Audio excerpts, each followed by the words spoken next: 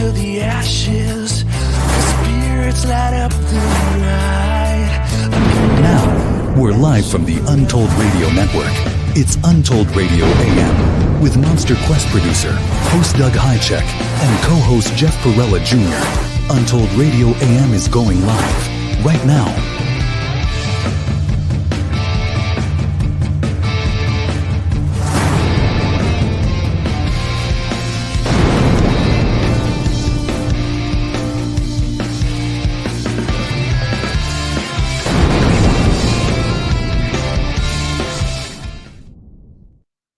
Hello, everyone.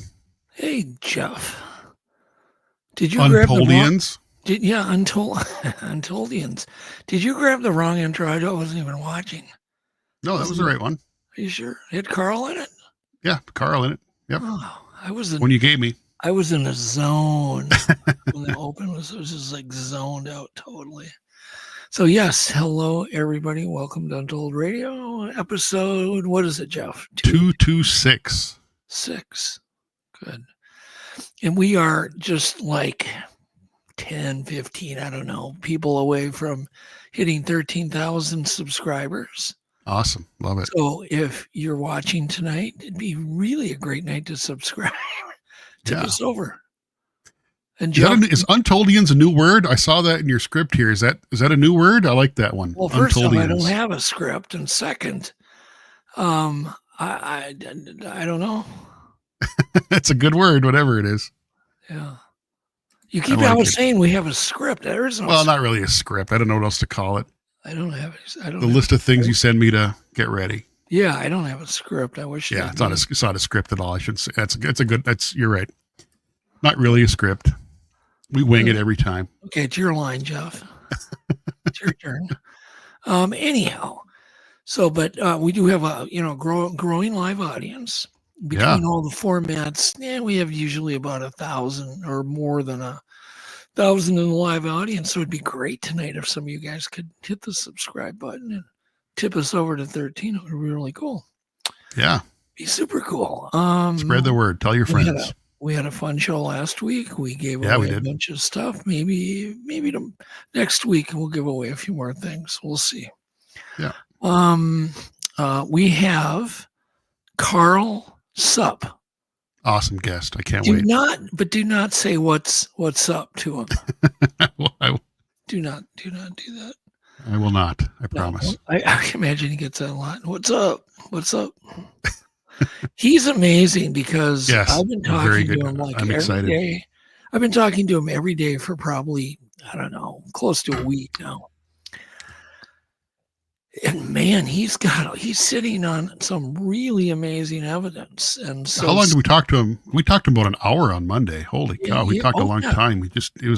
I could have kept talking to him. He was just a great guy. Yeah, that's right. We had Michael over, and we had a big conference call. We're talking about DNA and stuff. Yeah, great. So anyhow, we're going to get into some exciting stuff, and some of his evidence, I have not seen it. I haven't, gotten it yet. But if what I'm hearing is true, which, Carl seems like somebody of high integrity. Yes, very much so. If it's in good shape as I think, we're going to be revealing something that could solve the whole mystery, literally. And he's in Arizona, which we don't get a whole lot of stuff from Arizona, so that's kind of cool too. No, and he's been kind of, he just kind of keeps to himself that way. Yeah. So anyhow, so more of that at the bottom of the hour. By the way, he's from the Mogollon rim area of Arizona. That's where he does his research. This is about the Mogollon monster. And of course, you can pronounce it any way you damn well. That's the way I'm going to pronounce it. Works for me. And you can call it the Mogollon. You can say all sorts of ways, but the Mogollon. Okay. We've got marketplace stuff back by popular demand tonight. We'll do it again. Yeah, everybody, let us know what segments you like the best. We'll work on the most. We can only do so much. If there's certain things you like to see, don't want to see, let us know. Yeah, let us know. Somebody said a Monster Quest reboot. Yeah, we're working on it. That's obviously it's on my bucket list to get the Monster Quest format rebooted. The format, not the name. Okay, what do we got going on other than that? Oh, we're going to have a really cool tech breakdown. You're not going to want to miss that. It's really cool. I think it's really cool tonight. So with that, what do you want to do? Do you want to go? Let's just do a little tiny bit of news. You don't have to run the bumper. Okay. I just want to talk about, what's going on. I mean, it's been a crazy new year. Oof, We've had, I'm not even going to mention what it was, but everybody knows we've had events. Let's just say that. Yeah. And now we have these crazy wildfires. It's horrible. Caused by these 80 mile an hour. I heard they clocked 100 mile an hour winds down there in Santa Ana winds. Wow. And this is kind of crazy. There's cars abandoned everywhere. Thousands of structures are burned up. People now have perished. It's just like hell. In this it's a hellscape. Did you see where they're pushing? People are abandoning their cars. They're just they're just abandoning their cars on the road, and the state is pushing them off with bulldozers. Yeah, just pushing cars off the road. Yeah. It's crazy. It's right out of an apocalyptic movie. Yeah. It really is. It's a hellscape. It's horrible. Go ahead and play a video clip one for those that aren't really up on what's going on. But this is what people are going through. Look at this. No sound, Jeff, please. We don't need sound. It's but horrible. Can you imagine that? That's in their. They're looking at outside their house. And I'm like, why are they in their home? Get out! My God, they're in so much danger. I mean, that's unbelievable. Oh, jeez, it's like my worst nightmare. It looks like it's Hollywood movie. It doesn't even look like it's real. It's so that's incredible. It doesn't look real. So, and then we've got the opposite thing going on. We've got this Arctic blast, right? We've got cold and snow that hit south of us. We got hit with the cold weather, but we missed the ice and the snow. And so the southern Midwest and the eastern seaboard got hit with this huge snow, storm. And so we got that going on. So we have the opposites. And, it's just weird. And remember, what is this, the 8th, January 8th. So in 8 days, all this stuff has gone down. Oh, and then we have a new, I don't even want to mention it, but there's a new thing that's a new respiratory thing that's going around that's getting a lot of people that I know, a norovirus, and everybody I know is sick. Yeah. So anyhow, enough my of that. My dad's been sick for like over a week. Really? And he doesn't get sick that often. He's been out of commission for a while. Well, when we had our Christmas get-together, there were so many sick people. I'm like, oh my God. I just put it out of my mind, just thinking I'm going to get it. I'm going to get sick, and that's all there is to it. Yeah. So anyhow, with that, that's all the news I have, because pretty much the news is full of disasters. It's terrible stuff. That and politics, and I don't want to get into either one. Okay. So, but Monday we did have fun. Me and you took the day off. We went to your family's restaurant, one of them, and we had the world's best wild rice soup. I heard that you're actually the formulator of it. Yeah, it's my recipe. Yeah, it was amazing. And then we had chicken wings and a huge salad, and then we had a bunch of pizza, and oh my God. Sammy's and pizza. we had one beer each. Yep. Yep, very responsible. I might have had a couple more beers when I got home that night. Well, that's fine, but I had one beer. But I'm a beer fan. What can I say? Yeah, it turned out good. Anyhow, but that's what we did. And then we dropped off a motorcycle frame at your friend's. Yep, Wade. Restoring a 1969 Trailcat, just a small, 120 cc. 120 cc two-stroke. But they're really cool. And this bike has gone through hell and back. It was used as a trailblazer for other motorcycles and snowmobiles. For cutting trail, they use this poor motorcycle. So it's had this just really rough life. But it never stopped. But it never stopped running. Nope. So, so we're me, Jeff, and Eric are trying to bring it back to life. Throw a picture one. We got the gas tank completely done. That's the gas tank. Eric, I think Eric's in chat. Eric painted this. He did just an outstanding job. Yeah. So there you go. Thank you, Eric. It looks good. Yeah, good job, the Eric. rest is all being done. Stuff's at the chromers. The frame is getting powder coated, and then the fun of trying to put it all back together.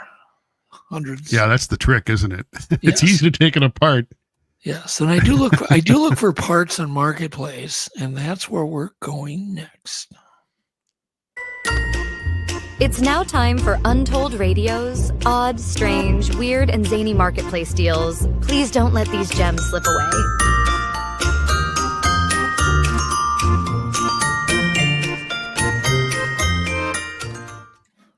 Okay. Go ahead and throw up pick one. All right. So we have a brand newly painted, what do they call it? The Man in the Moon globe. I think it's a globe. And if people want to guess what in the world this thing costs, and it's apparently a porch pickup, whatever that means. You go and pick it up on the porch, right, Jeff? No contact. Yeah, I guess people still want to do that. They don't want to. Yeah, it's a porch pickup. So anyhow, there you go. What do we got? Anybody want to guess on that thing? I got to get my chat all figured out. Here we go. Oh, man. That's actually pretty cool. I don't know what I'd do with it, but I don't know. Well, Tennessee, Kentucky guesses 1895. Mary Jo Shermer at 75. Matthew guesses 25. It is $65. $65. There you go. That would be a little weird. Yeah. Leave it on the porch. You can pick it up on the porch and then leave it on the porch. You can leave it on the porch. The back porch. Yeah. Okay. All right. Next item's a little cooler, but a little weird. This is a small block Chevy coffee table. Apparently it's made out of, what is that, valves and... Yeah, it's the rotating assembly. Crank rods, pistons, the valve. Yeah, it's kind of weird. Normally you see ones made with a block. I've never seen one like that. That's just the rotating assembly. Yeah, it's a skeleton. Kind of cool. It says one-of-a-kind custom-made block Chevy coffee table. Perfect for the man cave. Glass does have scratches. And anybody want to guess on this thing? Sly Fox says 95. Mary Jo says 150. Kevin Morrison says 283 or 327. LOL. Yeah. Yeah, you guys are all. Eric says 200. It's $800. So there you go. For the guy that's got everything. That seems a little bit more than I'd spend on something like that. Yeah, Brendan's $431. Russell's $49.99. Yeah, it seems a little bit. Okay, the next item, Jeff, you will like, and I'll have to stop you from buying it. Not going to lie, that's pretty cool. 7-foot Naboo Starfighter.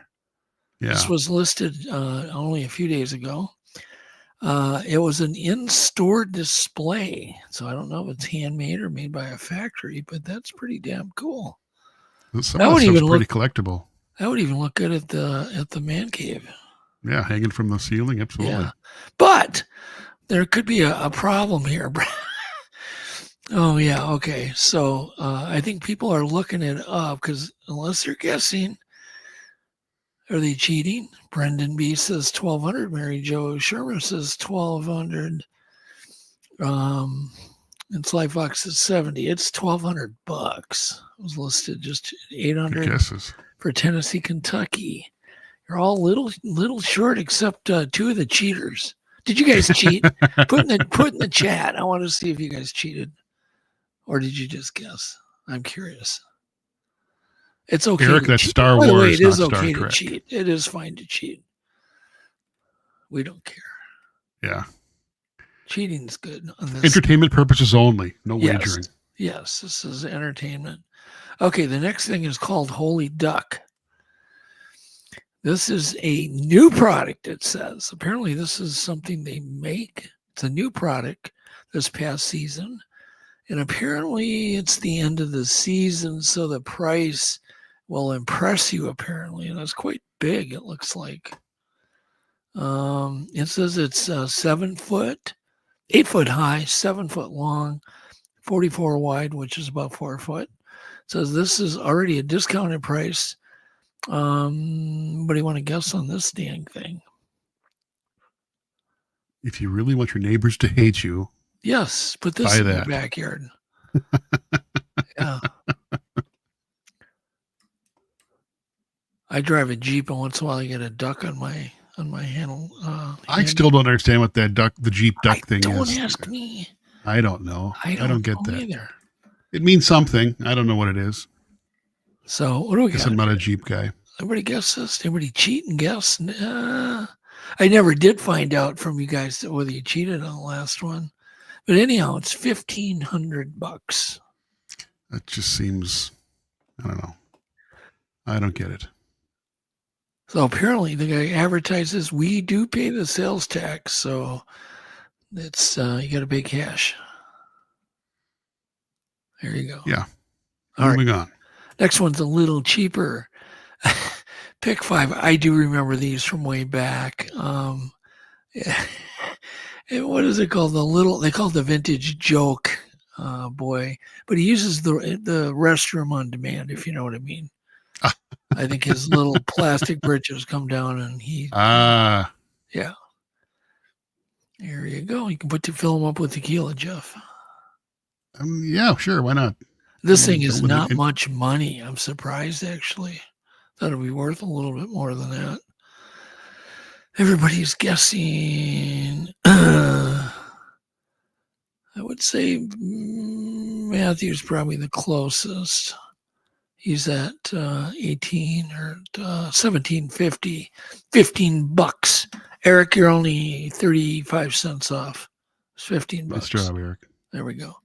All right, pick 6. This is a all plastic, McDonald's all plastic Happy Meal, just like the real thing.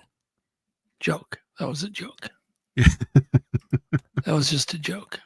Yeah. Okay. We have a cookie, a apple pie. Remember those apple pies, the fried ones? Did they quit making them? Those things that were about they were the temperature of the sun, I think. But I have a tip for everybody. Popeye's Chicken makes them again.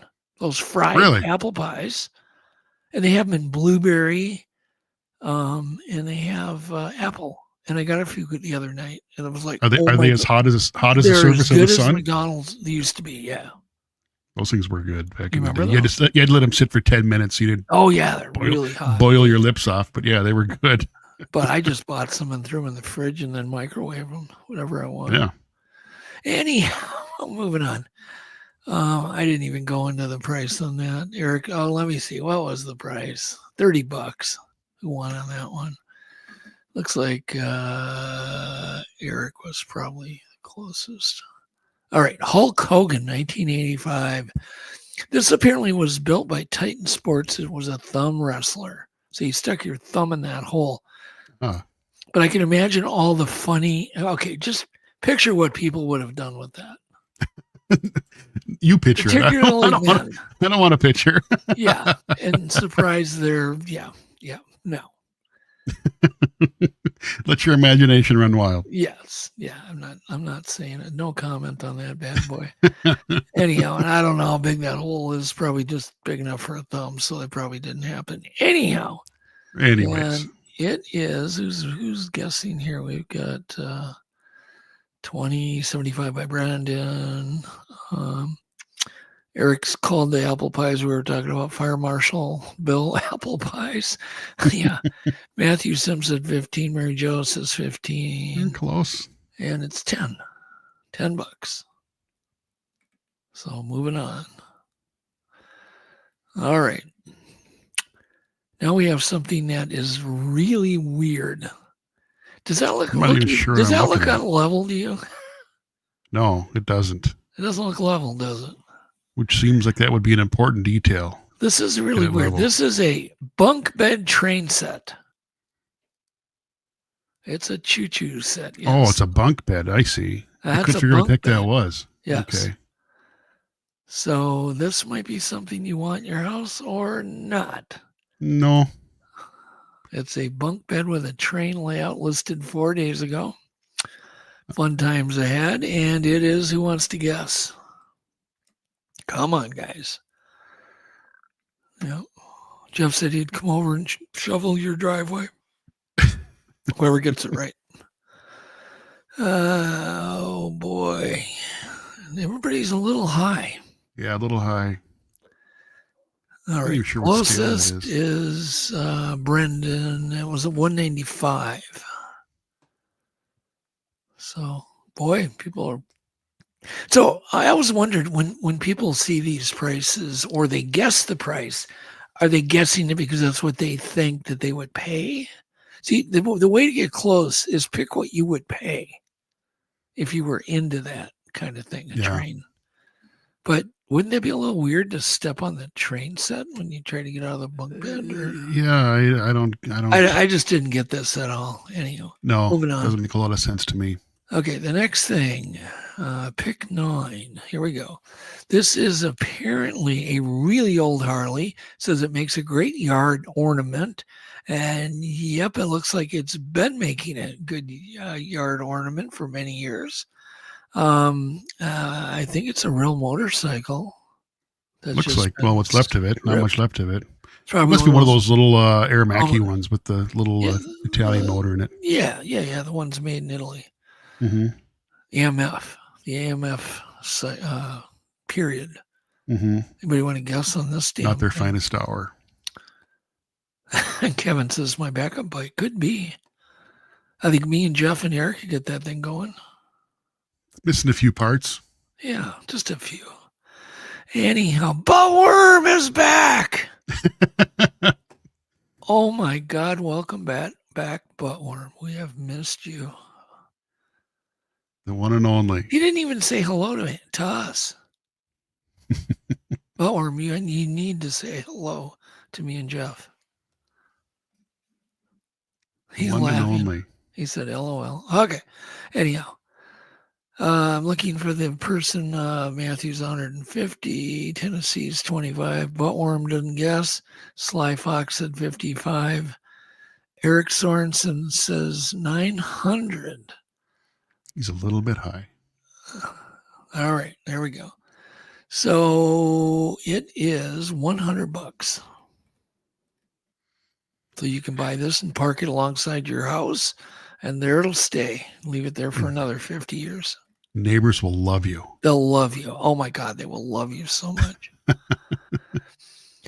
Yep. Okay, the next one is really weird, maybe offensive. This one is so weird. This is really for sale. And what could be better than a picture of older women smelling men's armpits? That's what this is. It is a. That's actually I wouldn't say a famous picture, but it's really? Those. That's famous with who? That's someone's job. I'm sure it is. That's someone's job. Is they're testing deodorants. That's not my job, Jeff. I don't know if you could pay me enough to do that. Anyhow, but the point is somebody's selling this. Yeah. And I got to get to this. Okay, it's an Explorer book by John Cassidy, and it's got a magnetic wand, and that's in good to fair condition with only a small amount of damage on the first few pages. So this is made in 1991, and it is a Kids Science Museum book. It's called an Explorer book. And yes, that is older women smelling men's armpits. Okay, moving on. That's the one to frame. It's a framer for sure. Oh, I'm not. Do you want to, let's see who guessed? Brennan, Sly Fox. Sly Fox, you definitely won that one. $6. $6. Moving on. Yeah, and $2.89 shipping. Okay, the next one's weird too. This is called Glitter Leftover. All right. And it says It's used, it's good, it's leftover from a retail design product. It's priced per pallet. Now, I want you to think about this, Jeff. You got to buy a whole pallet of glitter. If you're going to buy this, it's a pallet. Used glitter. Used. Yeah, I'm still confused. But so how much for a pallet of glitter? Do you want to throw up the next photo? I think it was 11. Wow. That's glitter. That's what you're getting. One of those pallets. I can't imagine what you would in the do with world that much glitter. for what it was made. Okay. And these pallets are 4 foot by 4 foot by 11 foot tall of glitter. Think of the destruction you could do with 11 foot tall pallet of glitter. I want you to think about that. Earth? I'm not wrapping my brain around this one. How? Can you imagine the damage you can do just with a vial of glitter? Oh, just a little horrible test tube of it, let alone a pallet like that. Yeah, that's ridiculous. $75. There you go. For a whole pallet. That's enough glitter to last the rest of your life and your children's and grandkids' lives too. Yeah. Sly Fox is $4,500 Tennessee. No, apparently $75 you can go pick this up. Yeah, it probably cost you $4,500 to move it. It's worth calling them to see if they've sold any. They're probably still stuck with them. Those are going to happen in a landfill somewhere. You should write them and say, I'm really interested you sell in all of your glitter. Tell them you're throwing a party and you want to buy all of the glitter, all of it. They'd probably pay you to come pick it up. Oh my God. Can you imagine if that got spilled on the freeway or something? Oh my gosh. Okay, enough of that crap. All right, the next one are giant, and I do mean giant Lego blocks. Giant Lego blocks. This is apparently they're new. They're white, blue, gray giant Lego blocks. And they are how much per block? Anybody want to guess? How much per block? They're indoor or outdoor use. You can use them indoor or outdoor. What are they made of? To see what they're made of? No, but I do wonder if they hurt when you step on them. I kind of wonder that. They look pretty real, like they're made out of plastic. I don't know. It's probably made out of that center stuff. Who knows? Yeah, it could be. I don't know. It doesn't say what it's made out of. $125 a piece, Matthew. Kim Kincaid says, I'm late, but I made it. Hi, Kim. Brendan B says $225. Nick says 120. Greg Olson says $35. And only $3 a block. $3 a block. You can go and get those. But you got to go pick them up. $3 each. There you go. It's a deal. I'd say it's a deal. Yeah. All right. This is the Ray Donut Company, not donut. Donut. Ray Donut. Greaseless cake donut iron. It makes 14 at a time, 3-inch donuts. Alex would love this. I'm craving a donut now. We should. If it wasn't so expensive, I'd buy it for him. But it's way too expensive. Yeah. It was listed 7 weeks ago. But you want to guess on this thing? Any guesses? Any guesses? Brendan says priceless. It's priceless. Yeah, it is. Yeah, exactly, Brendan. $425. Yikes. That's Sly you better really love donuts. Off, Matthew, you guys are way too low. This is a real deal. I think this is what aren't real donuts, Jeff, made by deep frying? Don't they deep fry them? Or do they bake them in this and then put them in the deep fryer? No, I thought you just use raw dough and you throw it in a deep fryer, I think. I've never made donuts. But I didn't know that either. I have no idea. I know like the mini donuts at the fair, it's all in a deep fryer. Yeah, well, those are little. But it's the same kind of donut, isn't it? Yeah, they drop them in and they come out on a conveyor belt. I know bagels are boiled, but those aren't bagels. I don't know. That's weird. Somebody had mentioned glitter takes 1,000 years to biodegrade. Yes, that would be a nightmare for the environment. Happy New Year, Doug and Jeff. And that. Well, thank you. Happy New Year to you as well. Yeah, Butler said fried and fat. I think so too. I think they're fried in preferably beef tallow, I would guess. Yeah. All right, next. Prick 14. Next. Now we're talking. Now these are Bigfoot, Sasquatch, or whatever you want to call them, silhouettes. Carl would call them the Mogollon monster silhouettes, right? I actually see a lot of those up in the northern half of the state. Yeah, there are. Like usually big wood ones. I have a feeling nice. People only put them up where they have some kind of experience. You'd think so, yeah. Yeah. All right. 7 anyhow, foot tall. These are 7 foot tall, and they're quite reasonably priced. I'm like, whoa, that's a clue. They have many available. They look like they're made out of iron or sheet metal. Yeah. It looks like steel. It's rusting. So That's crazy. Anybody want to guess? Sly Fox says 25. Tennessee, Kentucky Bigfoot says 120. Kevin Morrison said perfect to be sold at the Bigfoot Museum. Yeah, someone should buy them, all of them. I don't know if you can lift them. Russell, I think, is the Buttworm says 100. He nailed it. $100. yep, there you go. Yeah. See, Buttworms, that's why we miss them. All right, next one. Pick 15. I see we got Carl in the background. Yep, there he is. Carl, you can just join us if you want. You can join us right now if you want. Pop 'em on. You ready, Carl? Sure, you can do this crap. I mean, I'll introduce you later when we talk about Bigfoot. There he is. Hey, Carl. Hey, Carl. Hey, how you doing? Join Good. the fun. Yeah, join the fun. What the Yeah, hell? this is good. We are looking at concrete bobbers. Oh, that's concrete. Yeah. 35 pounds a piece. Yeah, right. I'm Oh. thinking, I bet you they're a little more than that in weight, but he said 35 pounds a piece. Just what a guy needs. Just what your neighbors would love to see in your Oh, backyard. neighbors would love it. Oh, yeah, they'd love it. I live on a lake, and I could just throw one on my beach and just punk. I'm sure they'd love it. But you want to guess how much these 35-pound bobbers are? I like Brendan's Sly comment. Fox guessed 325. What's your guess, Carl? It doubles as an anchor. I'm going to say 150. 150. Okay, Carl says 150. Tennessee, Kentucky Bigfoot says 100. They're only $35. Oh, what a Or no, steal. excuse me, Oh. $50. 35 pounds or $50 a piece. Yeah. That's a deal, though.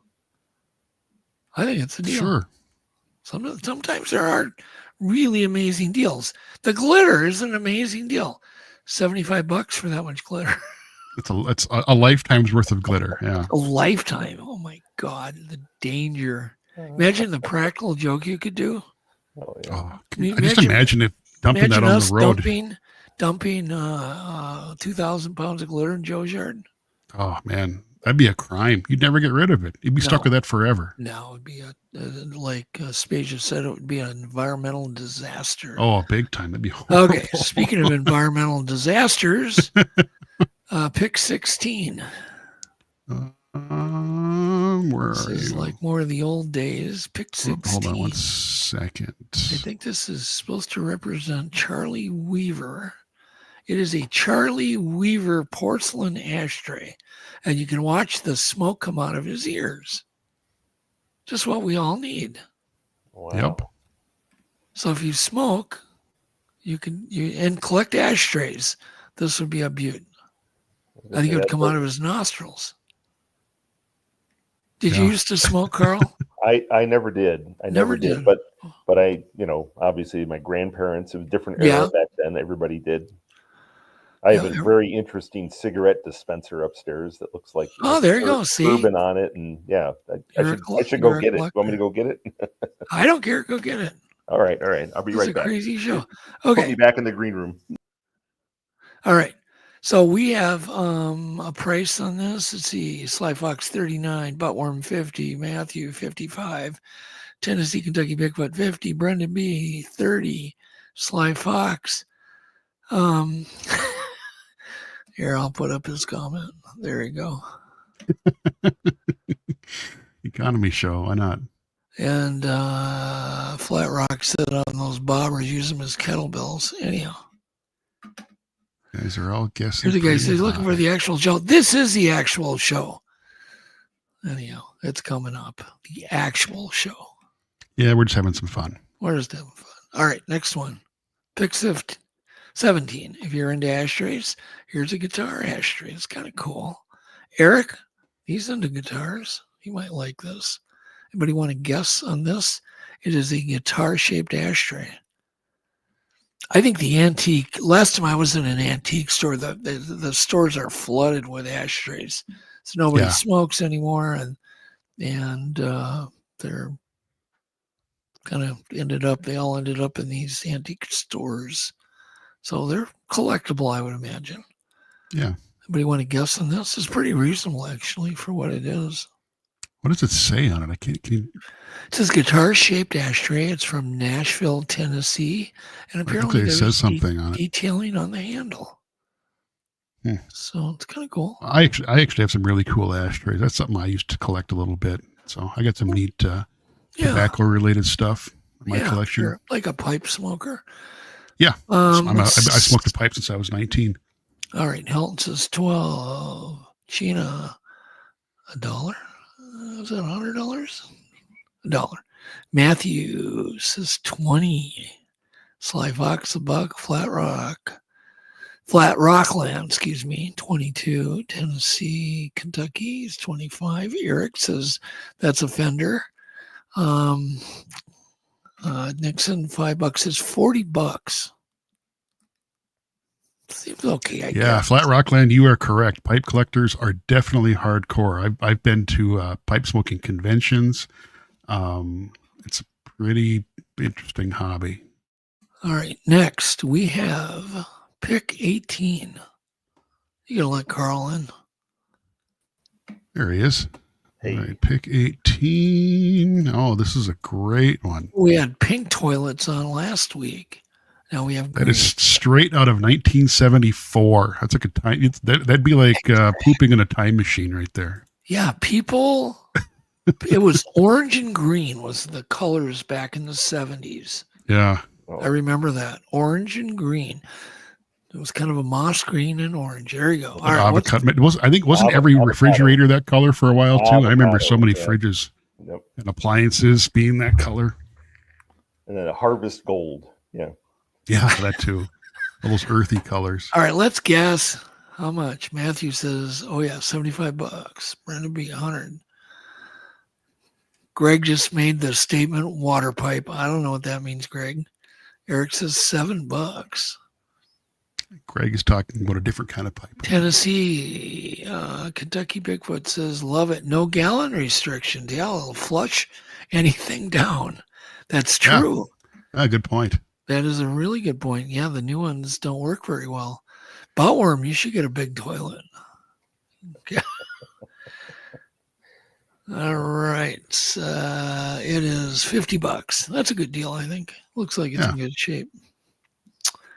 Yep. It's kind of a crappy thing to buy, though. Pick 19 is a huge neon hot dog sign that's 11 foot. You can buy this 11-foot hot dog sign, and apparently he wants some pretty decent money for it. What do you want to guess quick? $4,000. You are almost dead on, Carl. Brenda says $3,800. Well, that's a current brand. That's Vienna beef. That's still a current manufacturer. They make outstanding hot dogs. So it happens to be something I know a little bit about. They do. Chicago dogs. Yep. Vienna's a big distributor of Chicago dogs. With the real nuclear green relish. I love that stuff. Absolutely. And the sport peppers. Oh, so good. You have a restaurant, Jeff. Just buy that. Put it on. It's tempting. All right, next one. Pick 20. Vintage 1980 Dukes of Hazzard Daisy Duke beer pop can holder. Oh, it looks like it clips onto an old beer can. Yes. Sure, why not? Yep. That one is how much money? How much money? Come on, Buttworm. You can do it. Brendan says 50. I'll give you a clue. You're halfway there, Brendan. It's 25. Flat Rockland says I'd pay 40. Well, dang it. You should call him up and give him 40 then. Well, it's $25. Nixon's right. Yep. $25. All right. Pick 21 is right in line with our show. It is absolutely a cast iron Mogollon monster bank. And that's all it says about it. Apparently they're making them, maybe. That's my guess. They're actually casting them. Yeah. And they are how much? Brendan says 100. Tennessee, Kentucky says 100. Sly Fox, I do not know how big it is, but it looks like it's pretty small. Well, he eats the coin. Yeah. Yeah, it looks like it probably holds a coin in its hand and flips it in its mouth, I'm guessing. Yeah. Carl? I'll go 100 and a quarter. 100 and a quarter. Dang, you guys are just. Nick says 200. Eric says not racy enough, $5. Helton says 500 million. Digger Dog 29. It is 60. $60. That's reasonable, I guess. Yeah. Yeah, he's got blue eyes and red lips. All right. The next one's really does not look comfortable to me, but I could be wrong. These are natural stone massage shoes, size 8. Looking homemade. Yeah. I'm just thinking, could you imagine giving this to your girlfriend?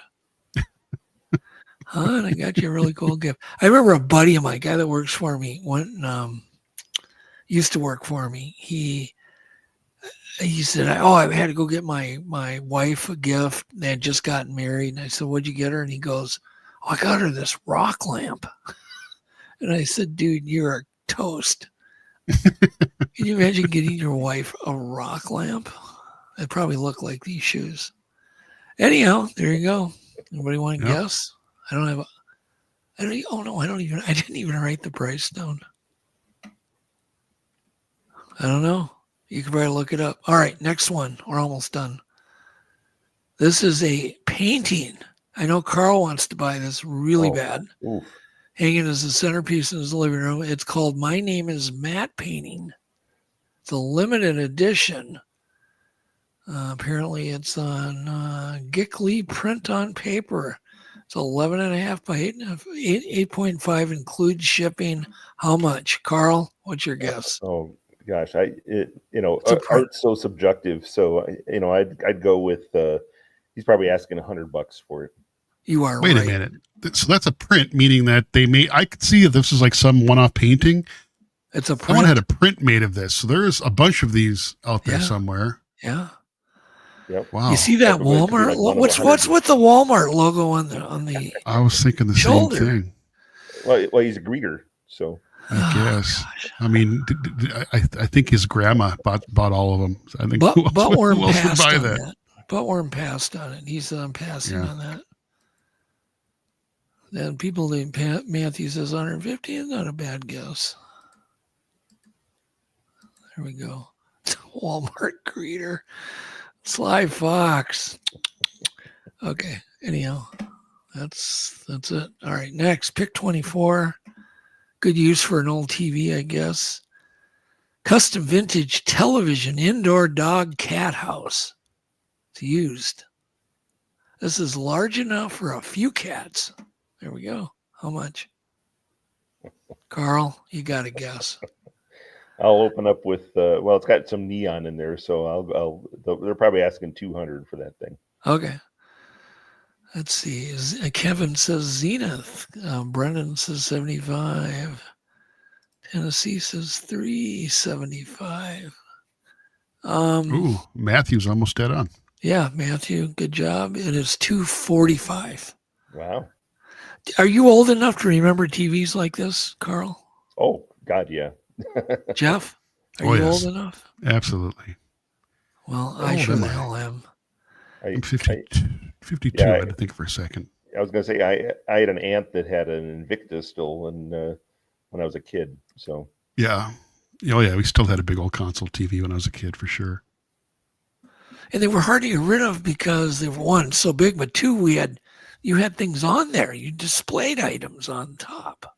Oh, Right. they weighed so much. Those old tube TVs weighed a ton. I hated moving them things. yeah, All right. and then nobody stole your TV though. No.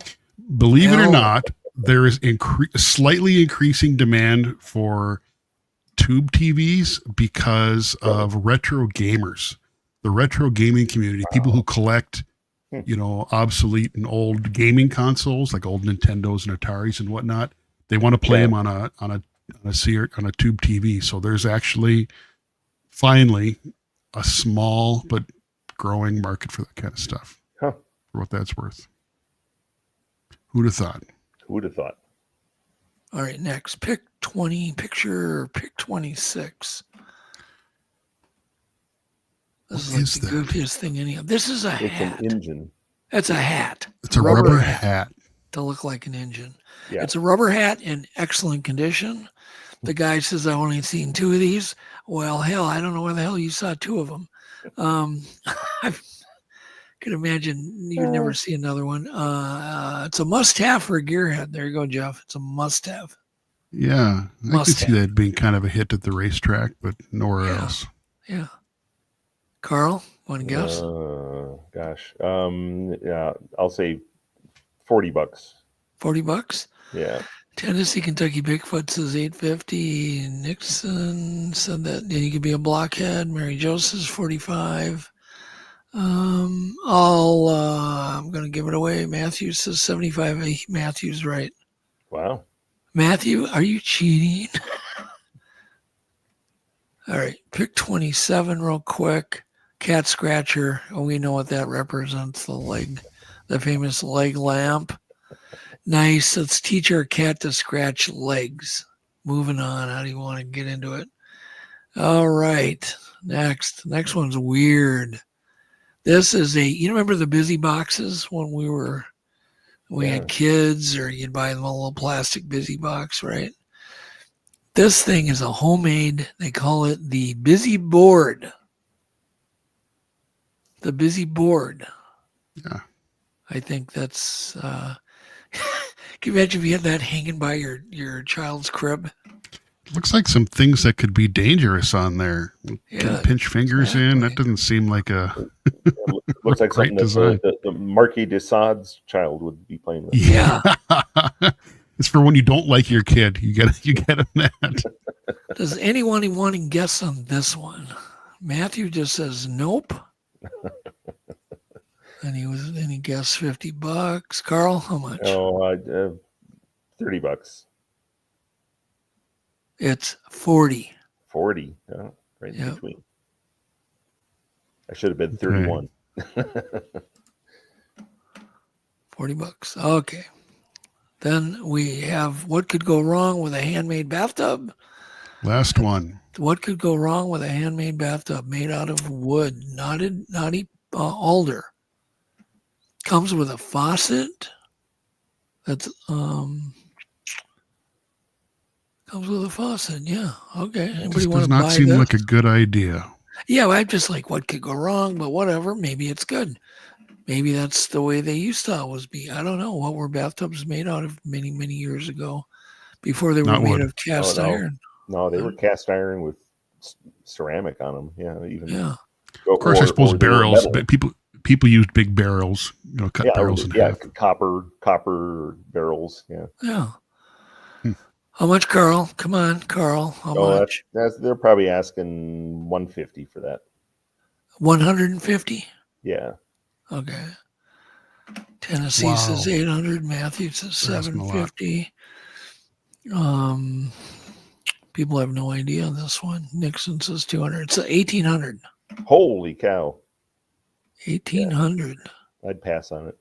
Yeah, it's going to be a pass. All right, it's enough of that crap. Let's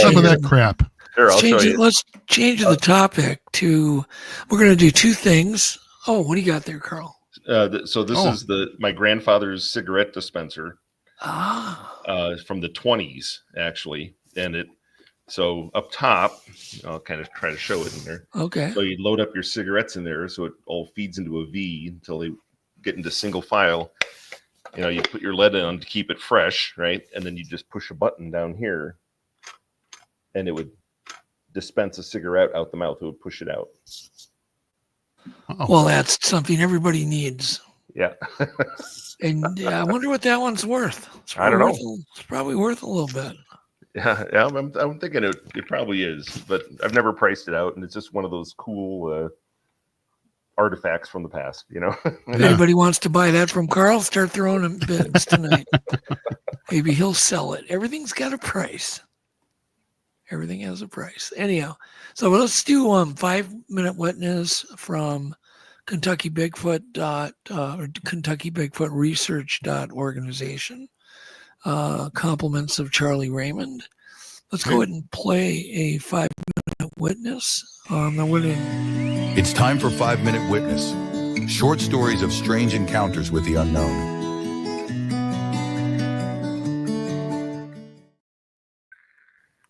And here we go. Let's play it. Late in the afternoon. So Robert, just tell us what you saw.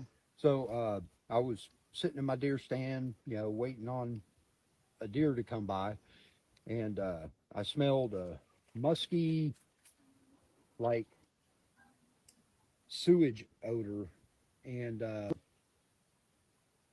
kind of heard some rustling behind me on the other Crank side up of the street. volume if you can, Jeff. Turned around to see what was over there. I saw something that was pretty big, hairy, and I'd seen it before, the same type of creature, a couple of years ago. At first I thought it was a guy like in a ghillie suit or whatever, which is not a good idea when you're hunting, but he was bigger than a person, or it was. I don't know if it was a he or she. And I don't know. That's about all I saw.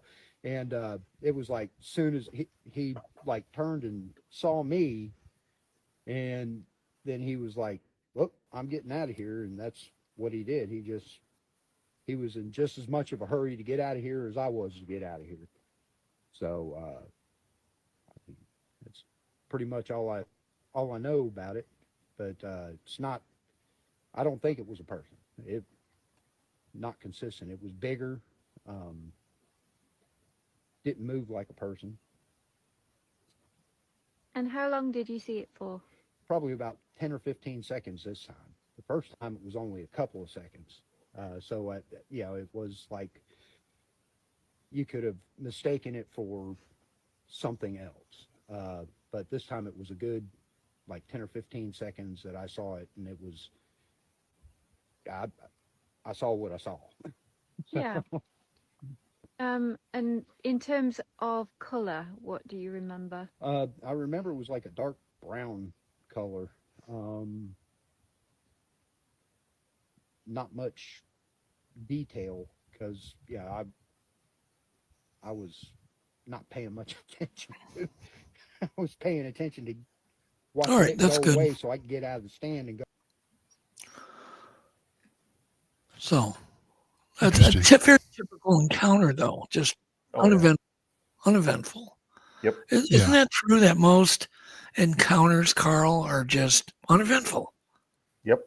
And I would say accidental. Accidental, uneventful.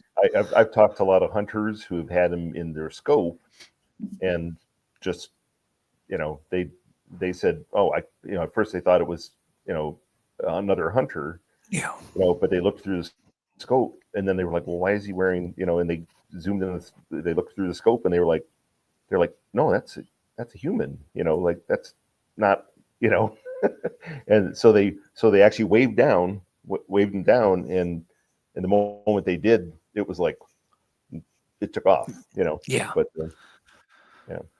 And that's why most of them don't get reported, because they're just kind of uneventful. All right. And I would say too, hunting season I just can't imagine a hoaxer wearing a ghillie suit or a fursuit during hunting season. That's suicidal. No. So. Yeah, exactly. That's why I like Hunter.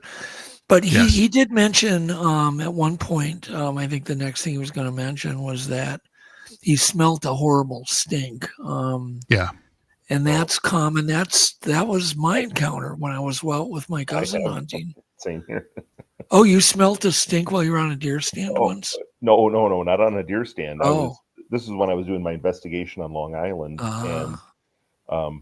I'm walking down the trail, and I heard just a ruckus, something moving fast through the woods, and so I kind of hustled up down the trail, and the moment I got there just a second too late, and the brush was still even swaying, from where it had just gone through the brush, but the stink that was on the trail that it had left in its wake, oh my God! And so I walked through it to kind of get an idea of what it was, and then I walked back through it again. But it definitely had almost a parameter to it, where it was just this area where it had run through and left a stink trail. So, I stood there. I was trying to figure out how I can get down into this little valley, or ditch, or I don't know, it wasn't a ditch. It was, down the hill where I could get down in there without getting any poison ivy or anything. And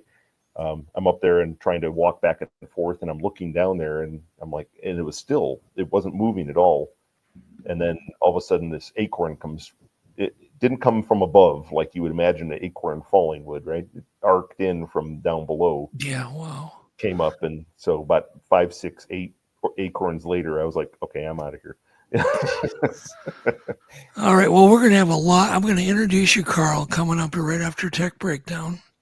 Okay. We're going to introduce you, and then but before that, we're going to do a quick Tech Breakdown.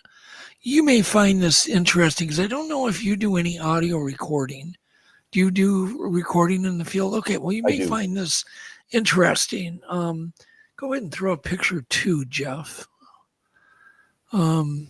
And we can skip the bumper, but this is a new thing.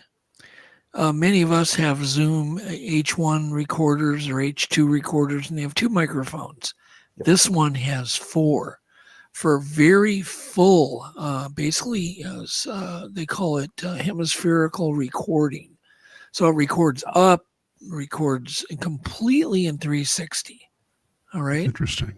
And this is called the H3 VR. They're about, I'm just going to say roughly you're going to need to invest about $300 by the time you get batteries and a memory card and a dead cat, cover for it so the wind doesn't affect it. Go ahead and throw up picture 3. I can get a little better view. It's not very big. The unit's small. And then you download an app and you can control everything with your phone. I'm not sure it works with Android. So make sure you do a lot of research on your phone and your iOS, what model you have, to make sure it works. But with this, there's so much data gathered. If you put this alongside your tent at night when you go to bed, if you're out camping or on an expedition, this is definitely the way to go. I mean, this is going to provide a researcher like David Ellis so much data. He's going to have 4 tracks, but it provides a lot of algorithms and things that if you get something really good, some real advanced researchers can do a lot. They can tell you how far away the sound was in inches. So this will do a lot. Okay, so words like ambiasonics. These are words you're going to have to learn. This is going to be the standard coming up, just like stereo is the standard now. Figure 8 microphone. It's a 4-channel format. VR audio is another term that's used, that this records virtual reality audio. This thing even knows if it's level. So if it's tilted or upside down, the unit records that data. So when you have to interpolate the data, it can recreate the angle that it was at even. It's very advanced. So for $300, track movement too. Kind of cool to track movement. You can track the movement. Yeah, it'll track the movement of something. It'll know whether it is moving farther away, whether it's moving closer, left, right, whatever. It's going to really do a lot. It does have adjustable gain. The preamp filter does filter out a lot of the white noise. Comes with a foam windscreen, dual mounting bracket. Does use 2 AA batteries. And if you get a big dead cat microphone cover, I think I have a picture of a dead cat. Maybe the next picture, Jeff. Sort of. Picture 4. There it is. So you get a big dead cat. You can spray the dead cat with silicone spray, waterproofing. That alone will help, like in the morning dew dropping off trees. Or you could build a little roof or a tent made of neoprene and like lycra or dive suit material that I know you can buy. Basically That's neoprene that's got cloth on it. So there's a lot you could do. I mean, just having this near you, in your expedition camp would be a big help. Yeah, super big help. It's definitely a camp audio device. Oh yeah, absolutely. Yeah, it's not something you're going to want to like necessarily put it out in the woods unless you retrieve it, every other day. $300 is a lot to lose in an accident or having it swiped. Yep. But it's got numerous record modes. It's got binaural audio, which is the way we hear, binaural. You can do stereo ambisonics A. You can do the B setting. There's just so many things you can do with this. So if you just want a good, simple recorder, you can just, this can be a very plug and play thing that will gather up really, really good audio. But I think we're planning, and we just started talking about it the other day, but we're planning a live stream audio, be the first time from this particular unit. So we'll have live stream cameras and audio, but this will be one of the units that'll be streaming the audio. So it's That's cool. really, really cool. Yeah, 3-dimensional audio, 360. These are all kind of the new things. So I wouldn't invest a whole lot in a 2-mic camera. If I was going to invest $200-300 or $200 in a 4-channel or with 2 mics, I would just go ahead and get this. I really would. Yeah. All right. That's really cool. That's it. Oh, and this thing is 4.8 inches tall by 3 by 3. So it's not terribly big. Not terribly big. There we go. All right. I'm going to introduce our guest, Carl, which you've all gotten to know a little bit. He owns an ashtray that spits out cigarettes. So we know that about Carl. That's his claim to fame. He owns that ashtray. That's his main claim to fame. Carl, okay, but in real life, I'm well known for that. Yeah. We're going to talk about it for the next hour. Carl in real life is a software consultant, an architect, developer. He's an analyst. He's also obviously an avid Bigfoot researcher working in the mountains of Arizona. He has for many years. He's also researched in states like Maryland, Wisconsin, Illinois, Iowa, Missouri, Michigan, Georgia, Texas, Oklahoma, New Mexico, Connecticut, Rhode Island, New Jersey, and New York. And it's Long Island is where he's done his stuff. And we'll have to talk about that because people are like, well, there's no Bigfoots there. Yeah, I did some research on the northern end of Long Island too, and there are reports, and there's some really interesting stuff up there. So we'll talk about that swampy place. But he's been fortunate enough to interact with multiple times with these creatures in different levels. He's got decades of audio analysis. So there you go, Carl. Maybe you are interested in that damn recorder. He's even assisted in helping like MK Davis clean up and enhance audio from old VHS tapes. Blah, blah, blah. We can go on and on, but he also is I guess he would be the curator of the Bobby Short website, which is called Bigfoot Encounters. That's right. And it was a website I used to go to a lot and use back many years ago. And he's also a curator of Mike and Sandy Sell's site, Bobby Short's, David Gurn, and Steve Sumner digital collections. He has got a lot of stories, and so we're going to get into that right now. I'm not sure exactly where to start, but I want to start that Bigfoot Carl, is normally thought of in a very, wet forested areas around the Pacific Northwest, northern Minnesota, northern Michigan, places that are almost rainforesty, right? Arizona, I think of desert and cactus. Explain this Mogollon Rim area. Okay. So the Mogollon Rim is really the tail end of the Colorado Plateau that extends, all the way up through the Rocky Mountains, and it's a large escarpment. So it's in some areas it's almost I want to say 2,500 foot drop from an elevation down to below. So there's one of the higher points is about 8,900 feet, and it drops down into down into Payson, which is mile high. So the area is the largest contiguous forest of ponderosa pine in the world, actually.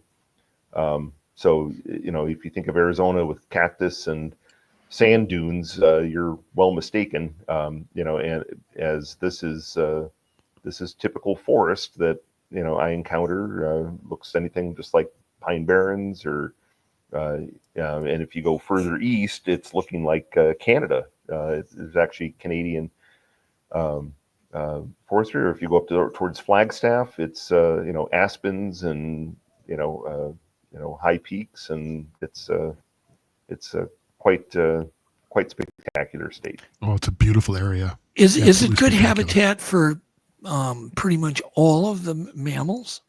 Oh yeah, and in fact, some of our elk are record holders. I'm not sure world record, but certainly we've got some of the largest elk in the state. I know the population's got out of control for a while because they wanted to limit tags here, but yeah, there's been some. I've seen a few bull elks that were just massive, and I've found a couple of them that were taken down over the winter that both of them had spiral fractures of their left leg, which was interesting. They weren't like near each other. They were and a spiral fracture would be if something grabbed it and twisted it, right? Yeah. So it wouldn't be just from misstepping. So we can do that later. Are there water sources like lakes? I've never been there to that area. So there's a lot of small lakes along the Mogollon Rim. Okay. There's creeks. The largest lake is Roosevelt, which is most of the lakes are dammed. There's a couple of natural lakes. I believe Mormon Lake or St. Mary's, I think, is not dammed, and Stoneman Lake is both of those are natural lakes. Otherwise, but we've got the Colorado River. We have Little Colorado River. I mean, there's plenty of rivers. The Salt River going through the Salt River Canyon, and it's there's areas that are extremely lush. That what is the elevation, and what's kind of the average elevation on the rim? On the rim, it's about 6,500 to 8,900. Okay. Yeah. Very cool. Let's jump right into one of the more important situations that we talked about a bit yesterday because of the evidence you collected, which I think, I've praying it may be the best evidence ever collected, ever in history. And you know what I'm talking about. I do. Okay. So why don't we just tell that story right off the bat and get people really tuned in here? Okay. Because it is absolutely fascinating. When I say it may be, I do mean may. I don't know. But we're going to very soon be getting it to some really good geneticists. And because this is really worthy in the way the evidence was handled. You take it away, Carl. Okay. Tell us what happened. How'd you get it? So I had in October of 2008, I had actually taken my my son, my daughter, and my nephew up to up camping up on the rim for the purpose of mainly because earlier in August I had actually been on a BFRO expedition on the rim in which we actually heard three howls returned to the group that came from three different directions. North one from the north, one from the northwest. A few seconds later, and then about 10 seconds later from the southwest. So it was, it wasn't like it was staged or anything on this end. And at that moment, I was like, I need to find out what's going on up here. Well, after hiking all over that area where we had the expedition, I decided to bring back my kids and my nephew up there for our own little family expedition in October. So mid-October, it starts getting cold down there. Nights are getting down into the low 40s or upper 30s by that time in that area. Normally, like in the summer times, it's in it can get up to mid 80s up there. But certainly I've been up there many times when it's overnight. It's been in the teens. So it's gets a little cold up there. Anyway, so I take got my kids. We spent the day going out on out on the trails, hiking, setting up some remote recorders. I made my own little custom boxes that have just a stereo microphone on the bottom, and then it's all sealed up but in a weatherproof container. So but now I've started to insulate them, because when it gets really cold, it kills the batteries. But so when we got hiking, I wanted to take them to a location where we had stopped during that expedition back in August. So I was like, well, there's this area that overlooks the lake up here. It's a perfect spot where you can sit up there and nobody on the lake will ever see you. You're completely, it's like sitting in a blind if you're a hunter. And, so I was like, well, I'll take the kids to do that. Well, first I take them to this nest that I had found in August. And it was, I want to say small. I will say like a 10-foot tall Douglas fir. The top of it had been back somewhere before. It was pretty fresh in August. So I'll say early July, something had taken the top and just broke off the top, probably 4 feet of it. And when it did, it peeled it down and the bark peeled off with it. Anyway, they took that and they stuck it into a bedding that was pushed over one tree, and then tucked that tree, the top of that other tree, into, in between this log and this other tree they had kind of pushed over, which was still alive. And so I showed them that. We looked at that whole area. We found a couple of maybe prints that were, very deep but indistinct. And well, I was going to mention, so the top of this thing was jammed into the ground, right? It was just jammed into that area. So if you can imagine that one tree had fallen over, and then they took this other tree that was standing nearby and then pushed it over to make a V, and then they pushed the top of that tree into into that, in between those two. This didn't happen by accident. No. And the top of that tree came from a tree that was probably 20 feet away from that area. It wasn't like it just, so, and plus there was other branches and stuff that were pulled in there. Anyway, so so from there I started hiking down this little small side canyon, and we found a turkey kill that was there. Now the turkey was nowhere to be seen, but there was a preponderance of feathers all over the ground. And I'm very detail oriented. I mean, when you're in the software industry, it's like, somebody hands you a million lines of code and they go find the defect, right? Yeah. That's how I am actually when I'm out in the field. It's like, boy, I'll, spot one thing out of place, that a lot of people just walk right past. But, and I saw that there was a stone that was probably, good, fist, hand size rock that had been pulled out of the ground. So there was an empty socket from it. and that was missing, that was nearby where this turkey kill was, right? I found the rock actually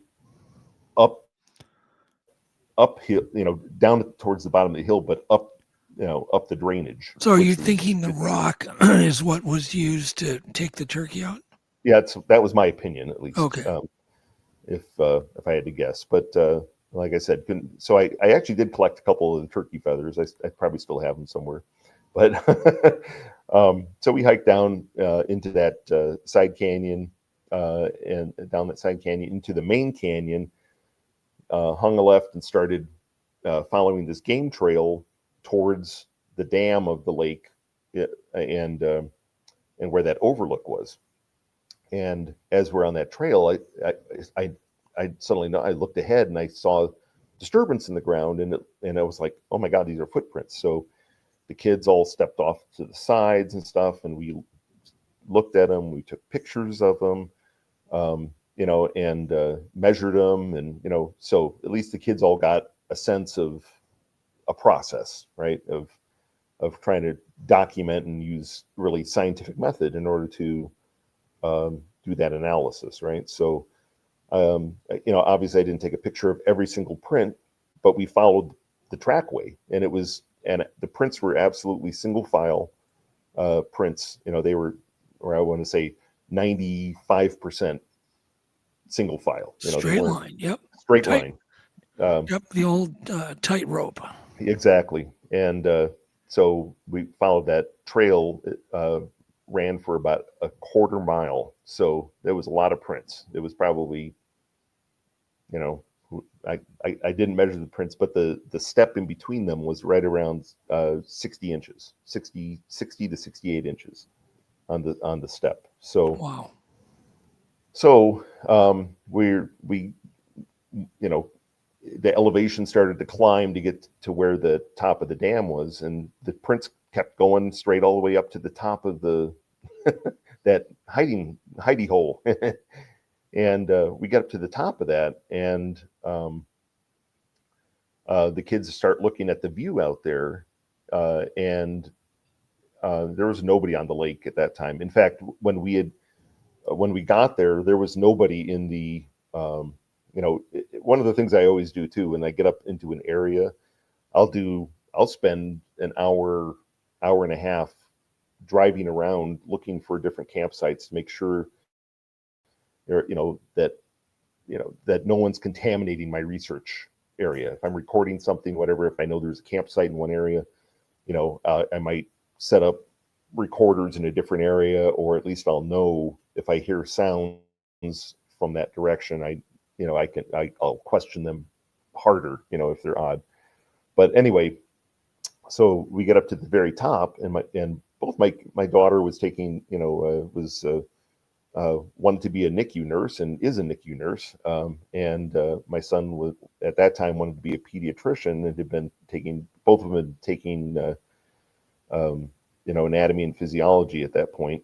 But we get up to the top, and my daughter looks down and she says, "Dad, is this blood?" And I was like, well, let me look. So I looked at it, and sure enough, it sure looks like blood, and it was a spattering that was on the ground. So I actually didn't tell you this part, but I did take one pine needle there, and that's how I knew. I poked the blood that was on the rock, and it was just starting to coagulate. It hadn't dried yet. It was still fresh. And that's when I noticed above where this, all the blood was on the ground, blood droplets were on the ground here. There was a ledge that was big and flat, and it had grasses and other, forest litter on top. And the grass was just starting to rebound where there was this giant butt print on that ledge. So my assumption, and I've maintained it all these years, is that there was a cut on the bottom of a Sasquatch's foot, that they sat down to maybe look at that cut and then heard us coming, and then it hightailed it out of there.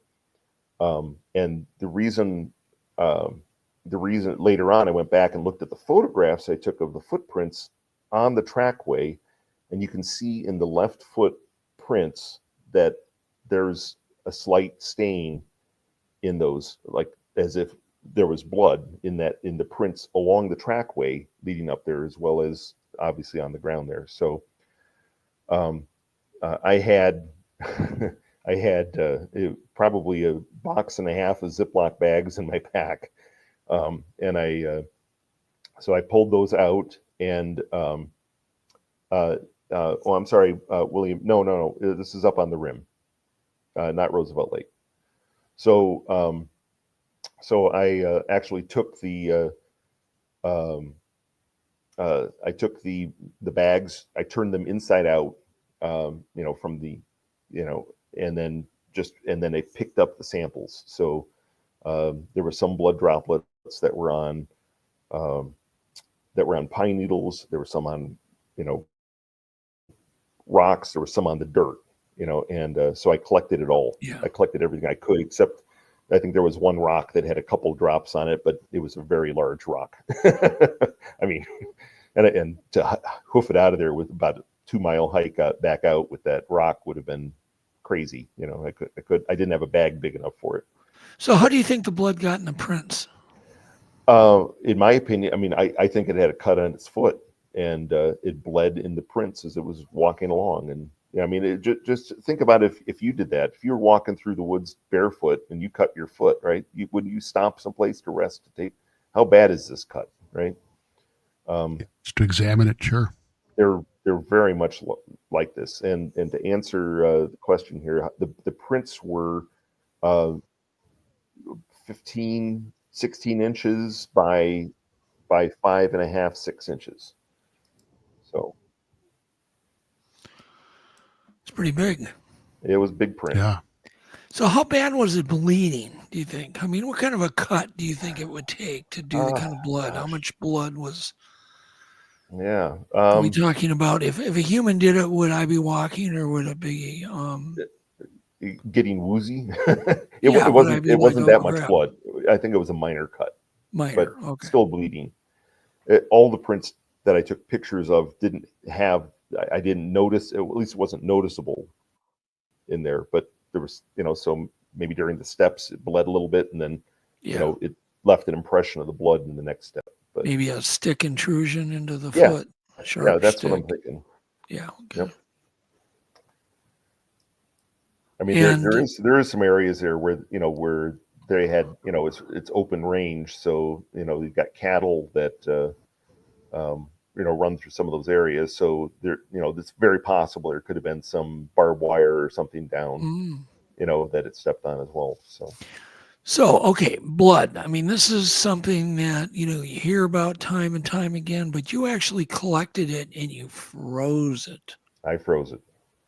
Big difference. So this blood that we have should be fresh. The fact it was found in footprints is a big deal. It's highly vetted at that point.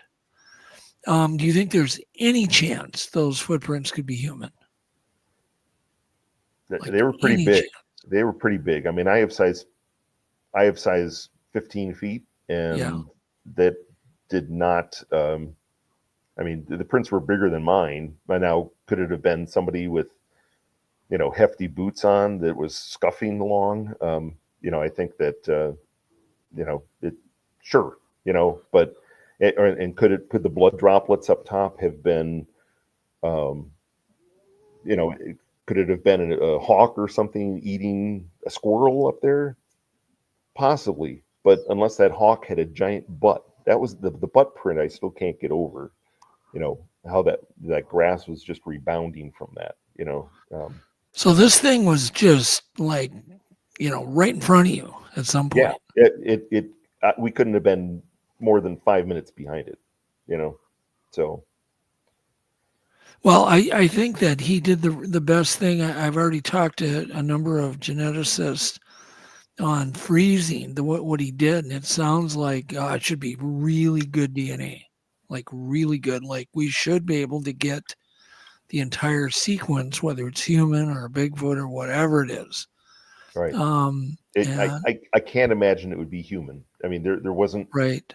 there wasn't anybody else in the woods. The nearest camp was probably 8 miles away, and there was no.